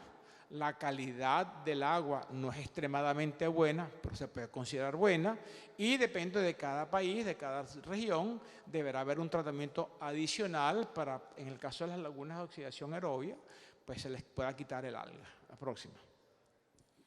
Lagunas aireadas, lagunas anaerobias más profundas, mayor capacidad de procesamiento, pero por supuesto los inconvenientes que trae con olores desagradables. La próxima. Los reactores de biopelícula, la próxima, básicamente es que el medio que se tenga, se le va a formar una lama. Esa lama es muy activa, con una cantidad, una concentración mucho mayor que el equivalente en baja suspendida, que va a poder procesar el agua residual como sustrato en presencia o ausencia de oxígeno y con oxidación directa de los productos dióxido de carbono y agua. La próxima. Las biopelículas de lecho móvil o MBBR, que han tenido mucho auge también, básicamente, la próxima, lo que se desea es poner un medio que no ocupe más allá del 60 o 70% del reactor para que no requiera recirculación.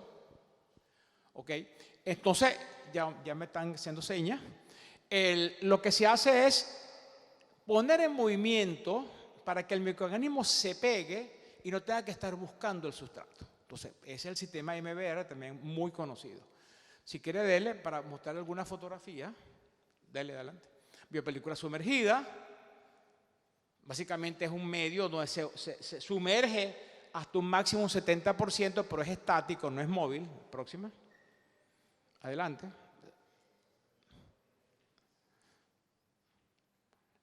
Los SBBR es una fusión entre lodo activado y biopelícula, es un sistema híbrido.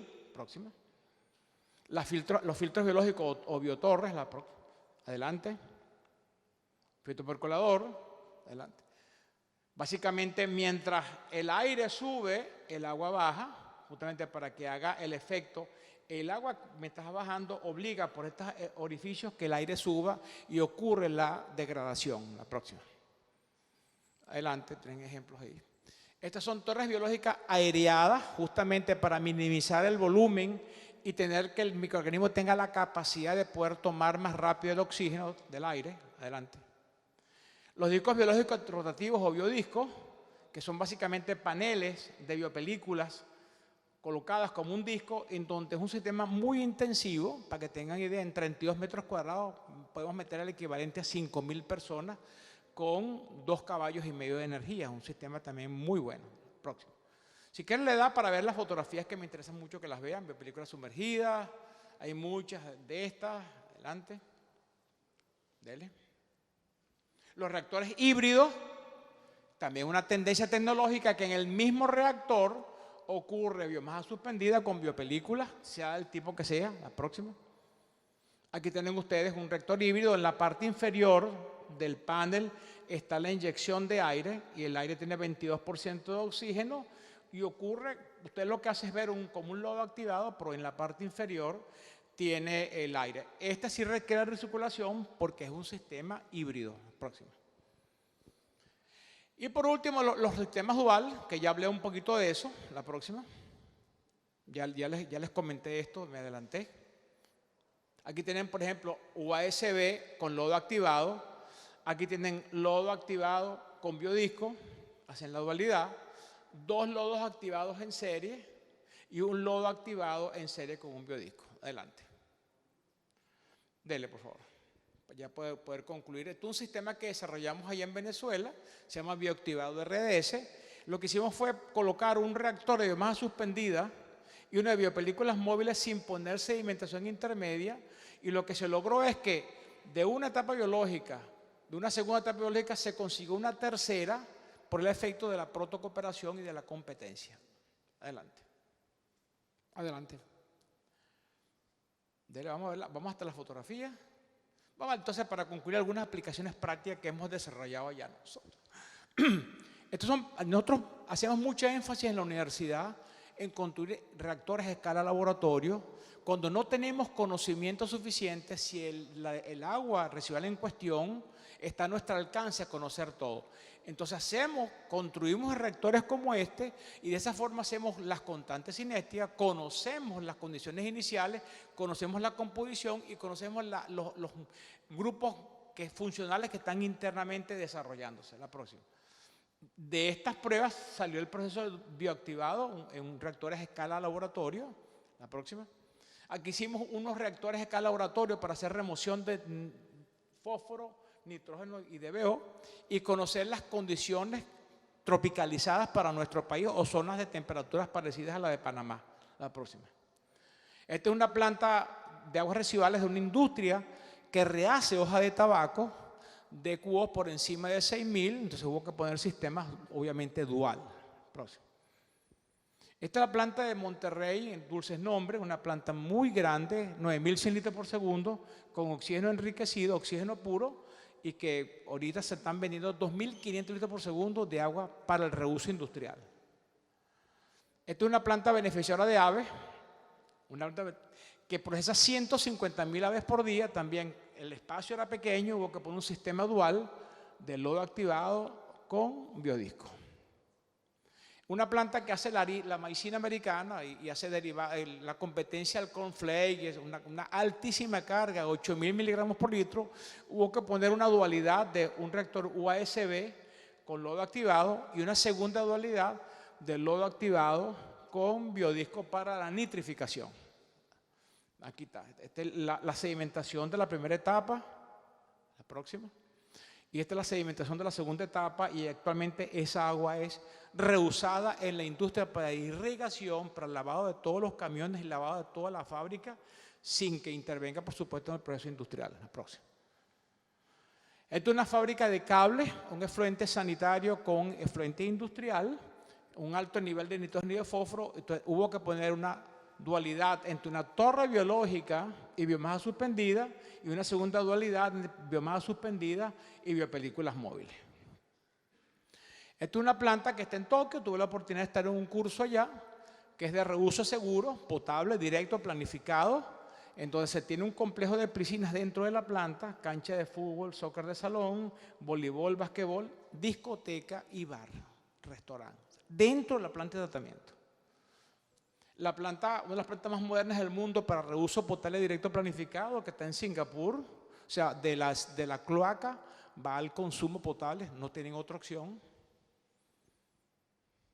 La planta del relleno sanitario de La Pradera en Medellín, este es el sistema de recolección, la próxima, pasa por un sistema de flotación y de precipitación cuando los metales están por encima del valor esperado. Y por último, una etapa de nitrificación, desnitrificación para la eliminación del nitrógeno. De allí va un sistema de membranas y el sistema de membranas va a reuso dentro del relleno sanitario. Esta es la primera planta que va a haber en América Latina para reuso potable directo planificado en Campinas, en Brasil, también.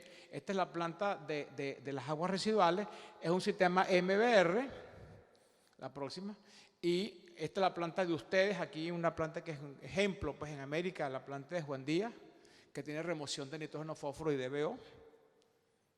Tienen partes, ustedes la conocen esta planta muy bien. Adelante. Una planta de 25.000 personas en el palito que el agua la utiliza la empresa petrolera. Cada eje significan 5.000 personas. Próximo. Adelante. Una planta en Valencia con remoción de nutrientes, el sistema bioactivado RDS para reuso también en lavado de calles y en los green. Una planta también con biomasa suspendida y biopelículas móviles en sedimentación intermedia, una planta de 100.000 pollos por día, con calidad de reuso, el agua. Y ya para concluir, adelante. Las plantas que están en Brasil, que son parte del saneamiento integral de la cuenca del río Tieté, un programa de 25.000 millones de dólares que todavía no se concluye. Están todas las opciones de tratamiento biológico plasmadas en ese gran proyecto y cada vez van saliendo nuevas alternativas. Bueno, yo con eso ya concluyo. Muchas gracias por su atención y si tienen alguna pregunta, pues con todo gusto. Muchas gracias.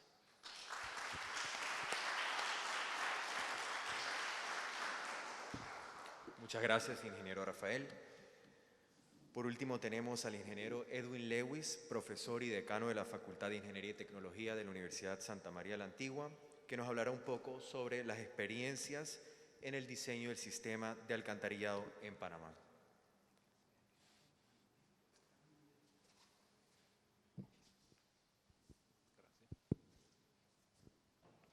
Muy buenas noches a todos.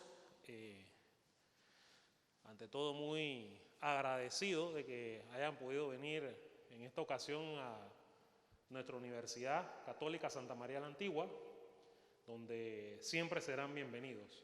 Así que a la ingeniera Ariadna Arroyo, que aquí está, que gracias a usted pudimos organizar esta actividad, la mente maestra detrás de la organización, que asesora a la Junta Directiva de Panaidis, al presidente de la Junta Directiva de Panaidis también, el amigo Juan de Dios Enrique, las gracias por también permitir que fuéramos nosotros aquí en la USMA los que pudiéramos tener estas excelentes presentaciones que me han precedido, al ingeniero Daután por venir aquí a Panamá y compartir esa experiencia con nosotros, y a nuestras autoridades académicas que nos permiten haber podido realizar esta actividad aquí.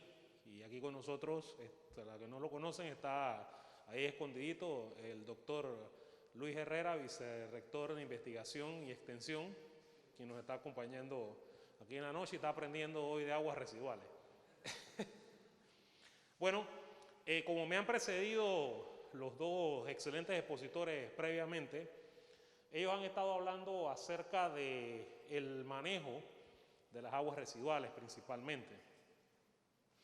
Y antes de llevar esas aguas residuales precisamente a ser tratadas con los procesos que ellos han explicado muy bien en las presentaciones anteriores, nosotros tenemos primero que conducirla, y para conducirla tenemos que captarla y recogerla. Así que vamos a hablar brevemente para conocimiento general algunos ya tienen mucha experiencia en ese tema, otros se están preparando en ese tema, sobre nuestras experiencias en el diseño de sistemas alcantarillados en Panamá.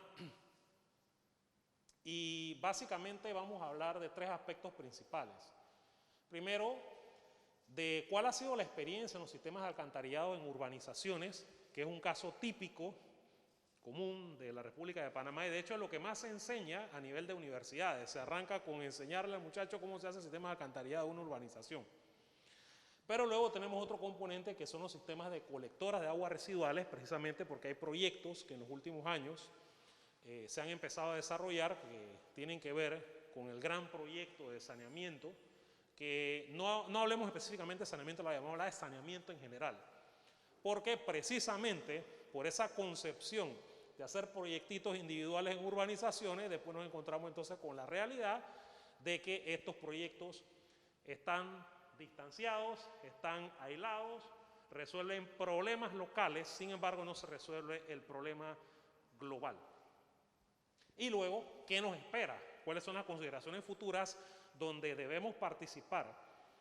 Académicos, investigadores, profesores, profesionales, en definir algunas cosas que tienen un gran signo de interrogación o representan una incertidumbre precisamente para los temas anteriores. Y vamos a hablar primero entonces de los sistemas alcantarillados en urbanizaciones. Y vamos a poner un caso típico. Esto que está aquí es una planta de alcantarillado sanitario de una urbanización nueva en su momento. Entonces, muy bien, el lote tenía 34 hectáreas, el promotor decidió dividir esto en 4 etapas. ¿Cómo definió las 4 etapas? En función de un análisis del movimiento de tierra que él podía hacer en las 34. Le digo, la primera etapa donde menos movimiento de tierra voy a hacer y va a ser esta. Las otras dos que estén más o menos balanceadas. La última, la cuarta, es porque tenía que cruzar una quebrada. Y dice, bueno, esa la voy a dejar allá para dejarla de última, porque tendré que hacer un puente y tendré a lo mejor que hacerle un sistema de tratamiento de aguas residuales para esa etapa. Es decir, ya él estaba pensando que esa cuarta etapa era una etapa aislada. Sin embargo, en las otras 3 etapas, la primera estaba en un entorno donde había una planta de tratamiento de aguas residuales. Entonces el sistema de alcantarillado sanitario se proyectó para conectarse a esa planta de tratamiento de aguas residuales. Pero las otras 2 etapas, donde esta es una, no tenían sistema de tratamiento de aguas residuales. Pero había que captar las aguas. Dale atrás todavía. Vamos a mantenernos en esa planta un rato. Bien. Entonces en esta planta se distinguen una serie de elementos. Las calles, como pueden ver, trazado reticular típico de una urbanización en Panamá, con sus servidumbres, cumpliendo con las especificaciones del Ministerio de Vivienda, un desarrollo de una terracería pensada por un promotor que en su momento no consideró que esa terracería le iba a incidir en el diseño del sistema de recolección de aguas. El concepto primario de que cada lote tiene una casa, y como ese lote es un lote de 200 y tantos metros cuadrados, y era una casa donde podrán vivir 5 personas, y esas personas a razón de 100 galones por persona por día, de acuerdo a un parámetro que está establecido en un documento del IDAN, generan una cantidad, consumen una cantidad de agua potable, de lo cual del 60 al 80% corresponde a aguas residuales. O sea que al final estamos hablando de 60 a 80 galones por persona por día.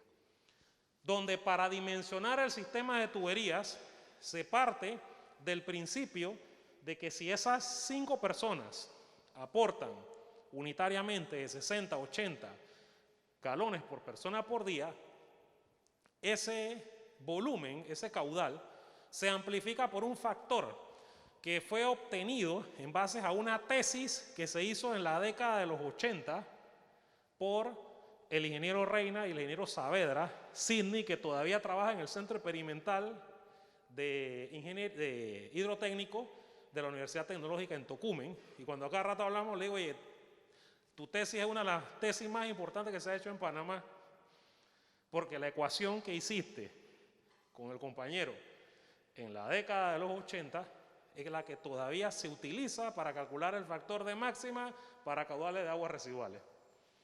O sea que estamos hablando de casi 40 años.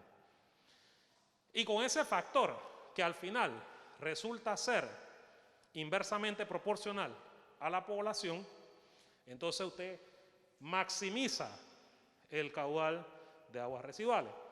Y dependiendo del tipo de tubería que va a utilizar, entonces considera los aportes de infiltración, como veremos ahora en una tablita.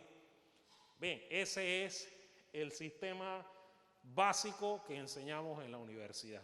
De hecho, le damos a los estudiantes una planta de lotificación, le damos curva de nivel y diga, bueno, haga un proyecto. ¿Y qué hace la gente? Como es nueva, tuberías, las que están marcadas en negra, alcantarillado sanitario en el centro de las calles, todos los lotecitos con sus conexiones domiciliarias dobles, compartidas, hacia la línea. Decimos que entre cámara e inspección no podemos tener más de 100 metros y empezamos a proyectar. Y al final, ¿esto qué nos da?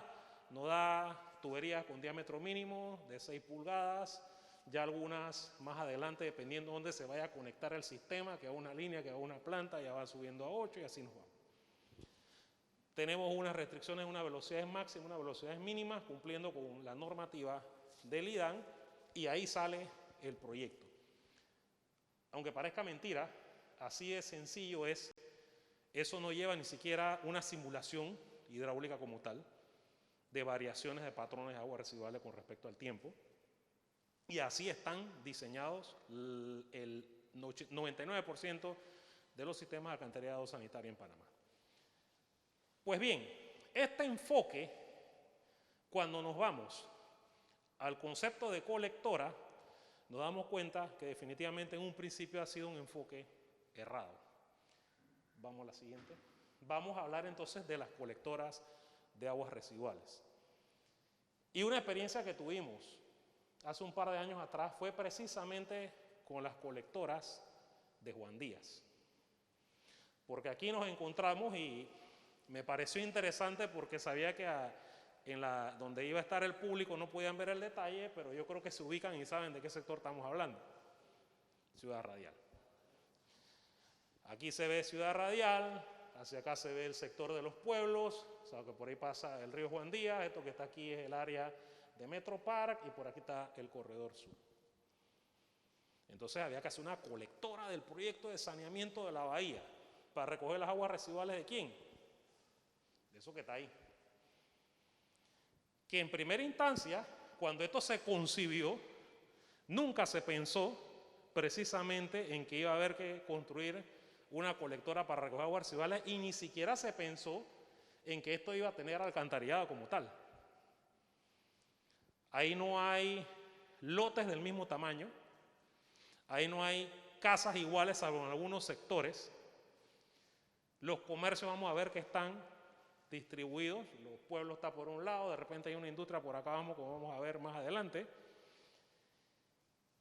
Y el enfoque de esto tiene que ser el enfoque de cuenca, porque no puedo mirarlo como unidades de vivienda o grupos de vivienda como tal, lo tengo que mirar como una cuenca, porque esa cuenca precisamente puede parecer que es la cuenca a la cual voy a recoger las aguas residuales para la colectora, pero después me voy a dar cuenta que es que hay otra parte por ahí que tampoco se sabe hacia dónde iba a descargar y dentro de la evaluación había que considerarla entonces como un aporte a la colectora. Siguiente. Bien, ahora vamos a ver con más calma la parte gráfica y lo que está sombreado, definido con polígonos en rojo, son las áreas residenciales de esa cuenca que ya hemos llamado la cuenca número 1. Y en esa cuenca número 1, usted no puede aplicar fríamente el concepto de 5 habitantes por casa, pues que eso ya existía. Ya eso tenía un uso de suelo definido. Ya eso tiene una cantidad de casas con unas características definidas. Por allá están unos edificios metidos. Entonces, lo que se hizo fue discretizar por zonas y para cada zona contar, porque hubo que contar cuántas viviendas había en ese momento, estamos hablando del año 2015, y en función de una serie de análisis de proyección de población, determinar cuánto podía ser el crecimiento para el año 2035, 20 años de horizonte de diseño que se había planteado con el proyecto de saneamiento de la bahía. Como aspecto importante, se destaca que cuando usted va a hacer la urbanización nueva, la que vimos la primera filmina, usted dice 5 personas por casa, pero no considera un crecimiento poblacional, ni tampoco considera nada con respecto a lo que es la operación y mantenimiento del propio sistema de alcantarillado sanitario, que vamos a ver ahora, que es una de las consideraciones futuras en función de unos gráficos que les voy a mostrar. Entonces, bueno, definimos cuántas viviendas existen, cuál era la población que había en ese momento en función de ese análisis censal, y ya obviamente con los economistas y los sociólogos determinar verdaderamente cuál podía ser el crecimiento poblacional, tomando en cuenta variables como el Producto Interno Bruto, que es una variable que considero desde mi punto de vista profesional y académico que tenemos que explicarla mejor a nuestros estudiantes a nivel universitario, ya que no podemos aplicar fríamente modelos de crecimiento aritmético, exponencial, geométrico, de forma muy fría y muy simple, sin tomar en cuenta verdaderamente condiciones socioeconómicas para lo que sería el crecimiento de la población.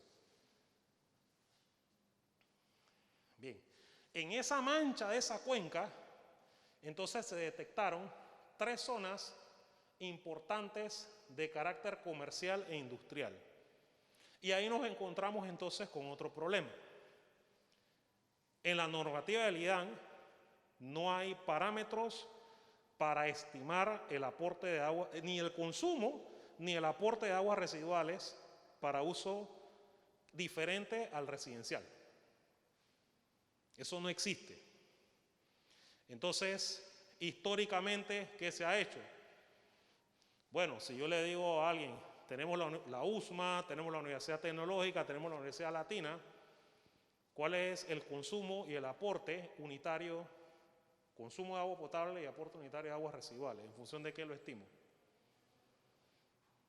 Estamos hablando de superficies grandes, y esto antes de la pandemia podíamos tener 4.000 estudiantes aquí, más 10.000, 12.000 que estuvieran allá al otro lado, más 2.000 que estuvieran allá al otro lado, o sea que hay un aporte de agua residual importante. Y si nos vamos hacia las manchas comerciales o industriales, como por ejemplo los parques industriales que tenemos aquí cerca, y las áreas comerciales, como centros comerciales cercanos, Alta Plaza, El Dorado, bueno, ¿cuánto es el aporte de agua residual de eso? ¿Cuánto es el consumo? No existe documentado de manera formal esos parámetros. Entonces, para esto hubo que hacer mediciones que por suerte tuvimos la oportunidad de estar en el mismo tiempo con el consorcio de Hazen & Sawyer para la actualización del Plan Maestro de Saneamiento de la Bahía, donde se hicieron mediciones de consumo y de aporte de aguas residuales dependiendo del tipo de uso. Entonces ahí se generaron unos índices que permitieron correlacionar con estas áreas y estimar lo que podrían ser los consumos y llevarlo a una población equivalente para entonces estimar un caudal. Siguiente. De ahí nos sale entonces que en total estamos hablando de casi 28.000 personas. Entonces cuando usted habla fríamente de la cantidad de personas en ese sector, dice, bueno, que son 17.000. Sí, pero es que al final en realidad tiene 10.000 más que van a trabajar ahí, están en los comercios y están en las industrias. Así que tu colectora no solamente tiene que tener capacidad de captar el volumen de agua residual de la parte residencial, sino que también la parte comercial e industrial. Seguimos. Bien, ¿qué resulta? Esto que está aquí en celeste es lo que originalmente se había planteado como que esa es la cuenca de la colectora. Sí, pero es que lo que está en verde, eso no lo estaba recogiendo nadie. Eso tenía también el mismo problema. Entonces esto nos llevó a decir, bueno, pero es que como está planteada, vamos a tener que evaluar esa cuenca también. Y a eso le llamamos entonces la cuenca número 2. Por aquí pasa la quebrada La Gallinaza, aquí está el entronque de Ciudad Radial del Corredor Sur. Y bueno, esa cuenca hay que atenderla. Porque puede que se conecte o puede que no se conecte, pero no podemos dimensionar la colectora sin prever que se pueda conectar o que se pudiera conectar. Entonces de ahí se hizo la misma distinción. Adelante. Separar. Y aquí, fíjense, la fiesta de colores que hay ahí, y de lotes de tamaños diferentes y de diferentes condiciones y calles, sectorizar, agrupar en la medida de lo posible para generar lo que serían áreas residenciales. Adelante. Y de ahí entonces estimar vivienda, contar viviendas pues son reales, estimar poblaciones futuras utilizando modelos de crecimiento basados en condiciones socioeconómicas, caracterizar también la parte de las áreas comerciales en el sector. Por aquí no se ve, pero este es el puente de Pedregal, este es el cruce de ahí del Parador. Aquí hay un parque industrial. Eso consume agua potable y genera aguas residuales. Entonces no se puede ver fríamente desde el punto de vista residencial. Adelante. De ahí tenemos entonces que esto nos genera, imagínense, casi 21.000 en la condición futura, personas en el día a día allí en promedio, más los 38.000, casi 39.000 de la parte residencial. Eso solito daba 59.000, daba más de lo que originalmente se había considerado en la primera cuenca. Pasamos a la siguiente. Entonces, cuando nos vamos a sumar a la cuenca número 1, la que estaba originalmente conceptualizada que se iba a conectar a la colectora, más la cuenca número 2, que se podría o no se podría conectar, tenemos entonces como resultado que prácticamente necesitábamos una colectora para atender alrededor de 87.000 personas, que es la combinación de los efectos del aporte de las aguas residuales residenciales más el aporte de las aguas residuales industriales y comerciales. Bien, obviamente la pantalla es chiquita y el cuadro no se puede ver en mayor detalle, pero si le hacemos una pequeña ampliación sí se ve. Pues hay algunas cosas que hay que mirar rápidamente por aquí. Creo que lo podemos ampliar. Sí.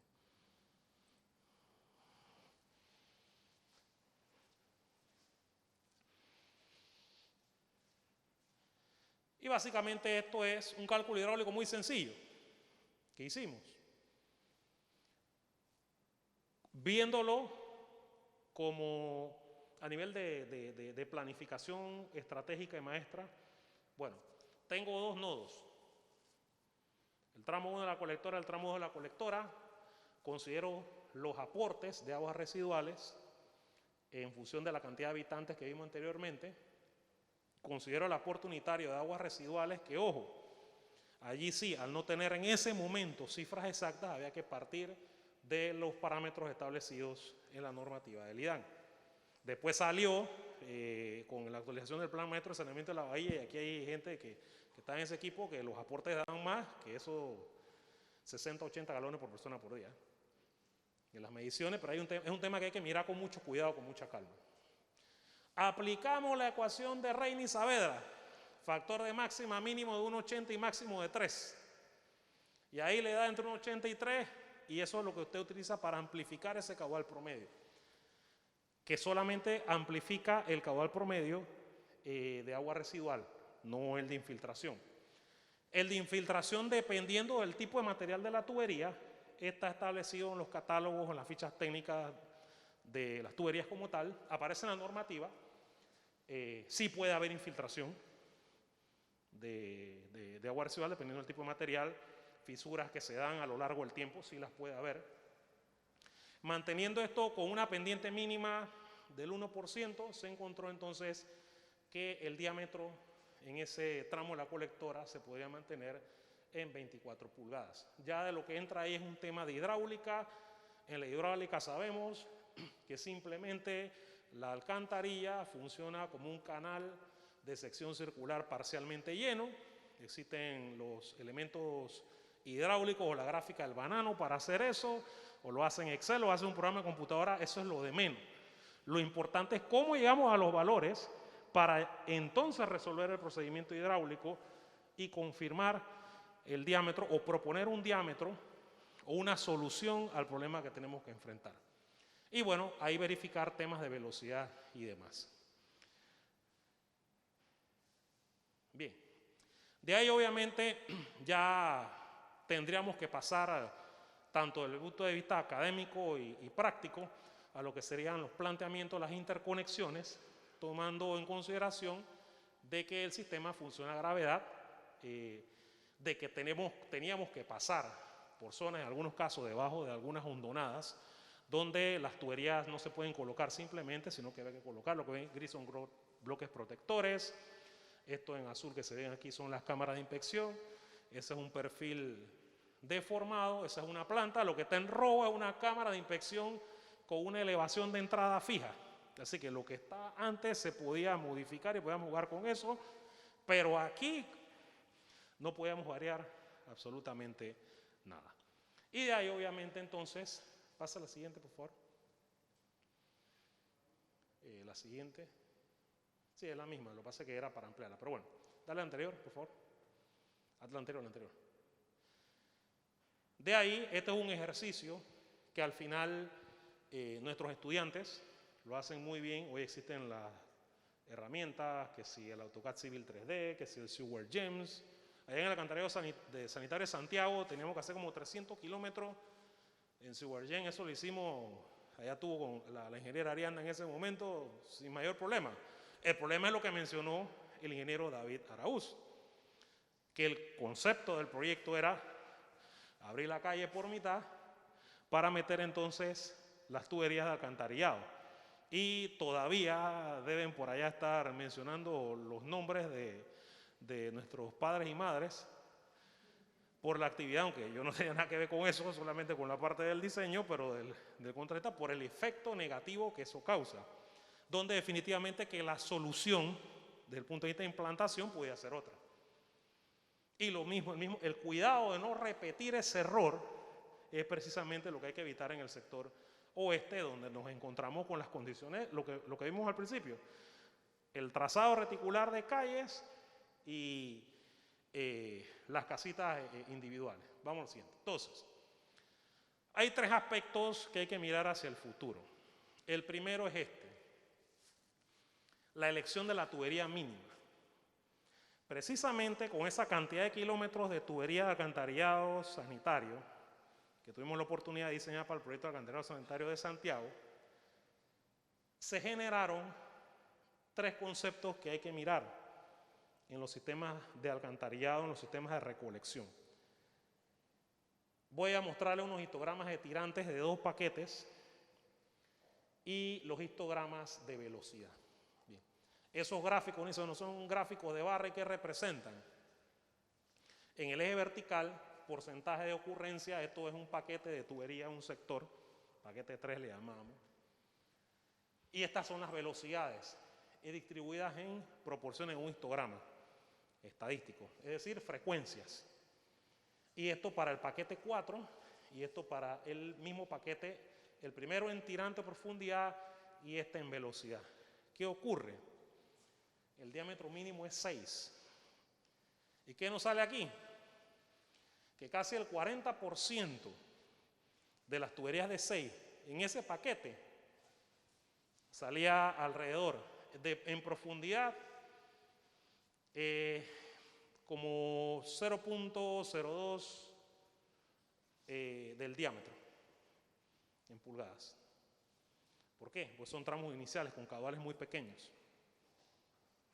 Eso genera un problema de operación y de mantenimiento, porque desde el punto de vista de que se dice que el diámetro mínimo tiene que ser de 6 pulgadas, estamos imponiendo una condición para la cual después vamos a tener una cantidad de sedimentos de materia orgánica en el fondo de esa tubería de 6 pulgadas. ¿Quién lo está proponiendo? Eso lo estamos haciendo nosotros mismos.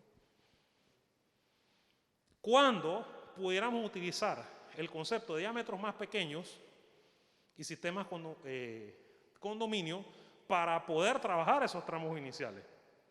Pero no, estamos colocando 6 pulgadas. Entonces, esa concentración de datos aquí refleja eso mismo precisamente. Y lo mismo ocurre con las velocidades. Las velocidades en su mayor parte son bajas. porque los caudales son bajos, los diámetros son iniciales. Y si esto lo repitiéramos para los 12 paquetes en los cuales dividimos ese proyecto, nos damos cuenta que en realidad se están subutilizando las tuberías de diámetro pequeño. Entonces, ese es un tema que tenemos que estudiar desde el punto de vista académico, desde el punto de vista de investigación, desde el punto de vista práctico. Porque nosotros mismos estamos creando un problema con ese planteamiento. Bien, lo otro es que el próximo martes yo soy miembro del Comité Consultivo Permanente del Reglamento Estructural Panameño.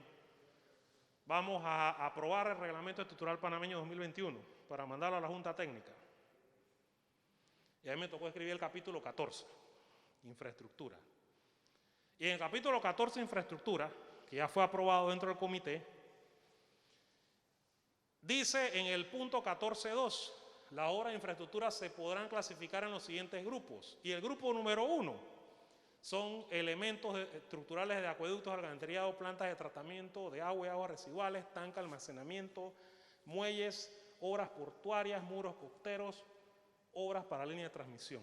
Entonces, por primera vez va a estar en el Reglamento Estructural Panameño definido claramente la normativa para la evaluación del riesgo sísmico de nuestros sistemas de acueducto y alcantarillado, que ahora mismo no existe planteamiento al respecto. Y es importante, porque tenemos unas plantas de tratamiento de agua residual, tenemos unas cámaras de inspección sanitarias, tenemos unas cajas sanitarias de cierta profundidad que están sometidas a un riesgo sísmico. Y eso tenía que documentarse, y esto es parte de lo que se está aprobando. Ya este capítulo está aprobado, ahora se va a aprobar todo el reglamento, y luego de la discusión con la Junta Técnica para el próximo año ya se emitirá el documento y quizás 6 meses después entre en funcionamiento. Sobre esto vamos a tener que trabajar y hacer docencia, porque ya nos metemos entonces en que va a haber que incluir el efecto de la aceleración sísmica en todas estas cosas. Y ya hay que reconocer el trabajo que hizo la Universidad Tecnológica ya de implantar una pequeña comisión sobre la vulnerabilidad sísmica de los sistemas de infraestructura, específicamente en los temas de agua. Porque es un reto y es algo que tenemos que anotar en la lista de temas pendientes por atender. Siguiente. Bien, eso es parte de lo que va a venir en el REP. Ahora tenemos que considerarlo para el diseño de los sistemas de infraestructura de riesgo sísmico. Y nos queda entonces resolver los consumos de agua potable, los aportes de agua residuales y los factores de maximización. ¿Por qué razón? Porque hemos venido utilizando los mismos parámetros, se han hecho estudios, una gran cantidad de mediciones con el proyecto de saneamiento de la bahía. Quizás ahora con lo que estábamos hablando con el ingeniero Juan de Dios, con el tema de la asistencia técnica con el IDAN, hay que mirar eso, porque lo cierto es que nosotros tenemos, en términos de consumo, registramos una gran cantidad de fugas, de conexiones ilícitas y demás, pero en términos de aporte de aguas residuales tenemos que mirar realmente cómo están esos valores, porque eso escrito en una normativa, lastimosamente se vuelve muy frío en la aplicación, y decimos, use tal valor, pero son esos los valores, estamos por arriba, estamos por debajo, hay cosas que indican que parecieran que estuviéramos por debajo, que deberían ser más altos, pero también ese más alto puede ser porque estamos contando cosas que no tienen que ver precisamente con el consumo, con el aporte de aguas residuales. Y de ahí obviamente habrá que hablar con Sidney Saavedra de nuevo, para preguntarle en ese momento cómo fue que hicieron las mediciones, y ponemos un medidor aquí afuera de la universidad, ahora que regresemos a la presencialidad, y empezamos a registrar por varios días, acá con el apoyo que nos dé el vicerrector de investigación, los caudales de aguas residuales, aquí estudiantiles, perdón, y lo mismo en otra serie de sectores, y empecemos a mirar y a hacer nuestros gráficos de caudales máximos de aguas residuales con los caudales promedio de aguas residuales, y vamos a ver qué es lo que ocurre. Bien, hasta ahí, no sé si tienen alguna pregunta antes de cerrar. Ingeniero.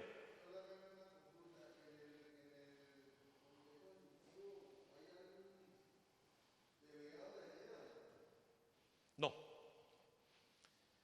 Cuando el documento sale de la comisión, que pasa la Junta Técnica, se va a invitar a todas las instituciones, IDAN, Ministerio de Obras Públicas, Ministerio de Vivienda, porque ese tema hay que mirarlo.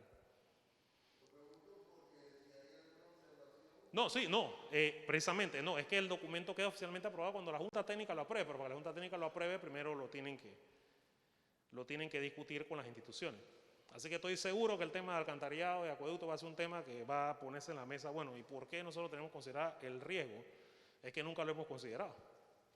Ahorita si hay un evento, no sabemos verdaderamente si tal como hemos proyectado las cámaras de impresión, si tal como hemos proyectado los tanques sépticos o reactores, como le queramos llamar, si están sometidos a una condición de riesgo, si pasa algo, y cuáles son las implicaciones de que le ocurra algo a esa infraestructura que no debe fallar en caso tal de un evento, porque lo peor que puede ocurrir es que además de tener una crisis por un evento sísmico, tuviéramos una crisis por un evento de salud.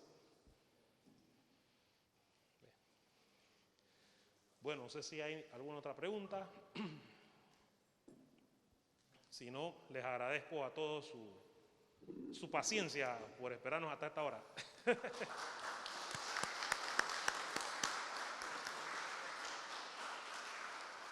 Bueno, si no hay ninguna otra pregunta más a cualquiera de los expositores, pues al ingeniero Daután, al ingeniero Araúz, cualquier tema. Les reitero por parte de Panaís, le agradecemos pues la presencia a este seminario de manejo de aguas residuales.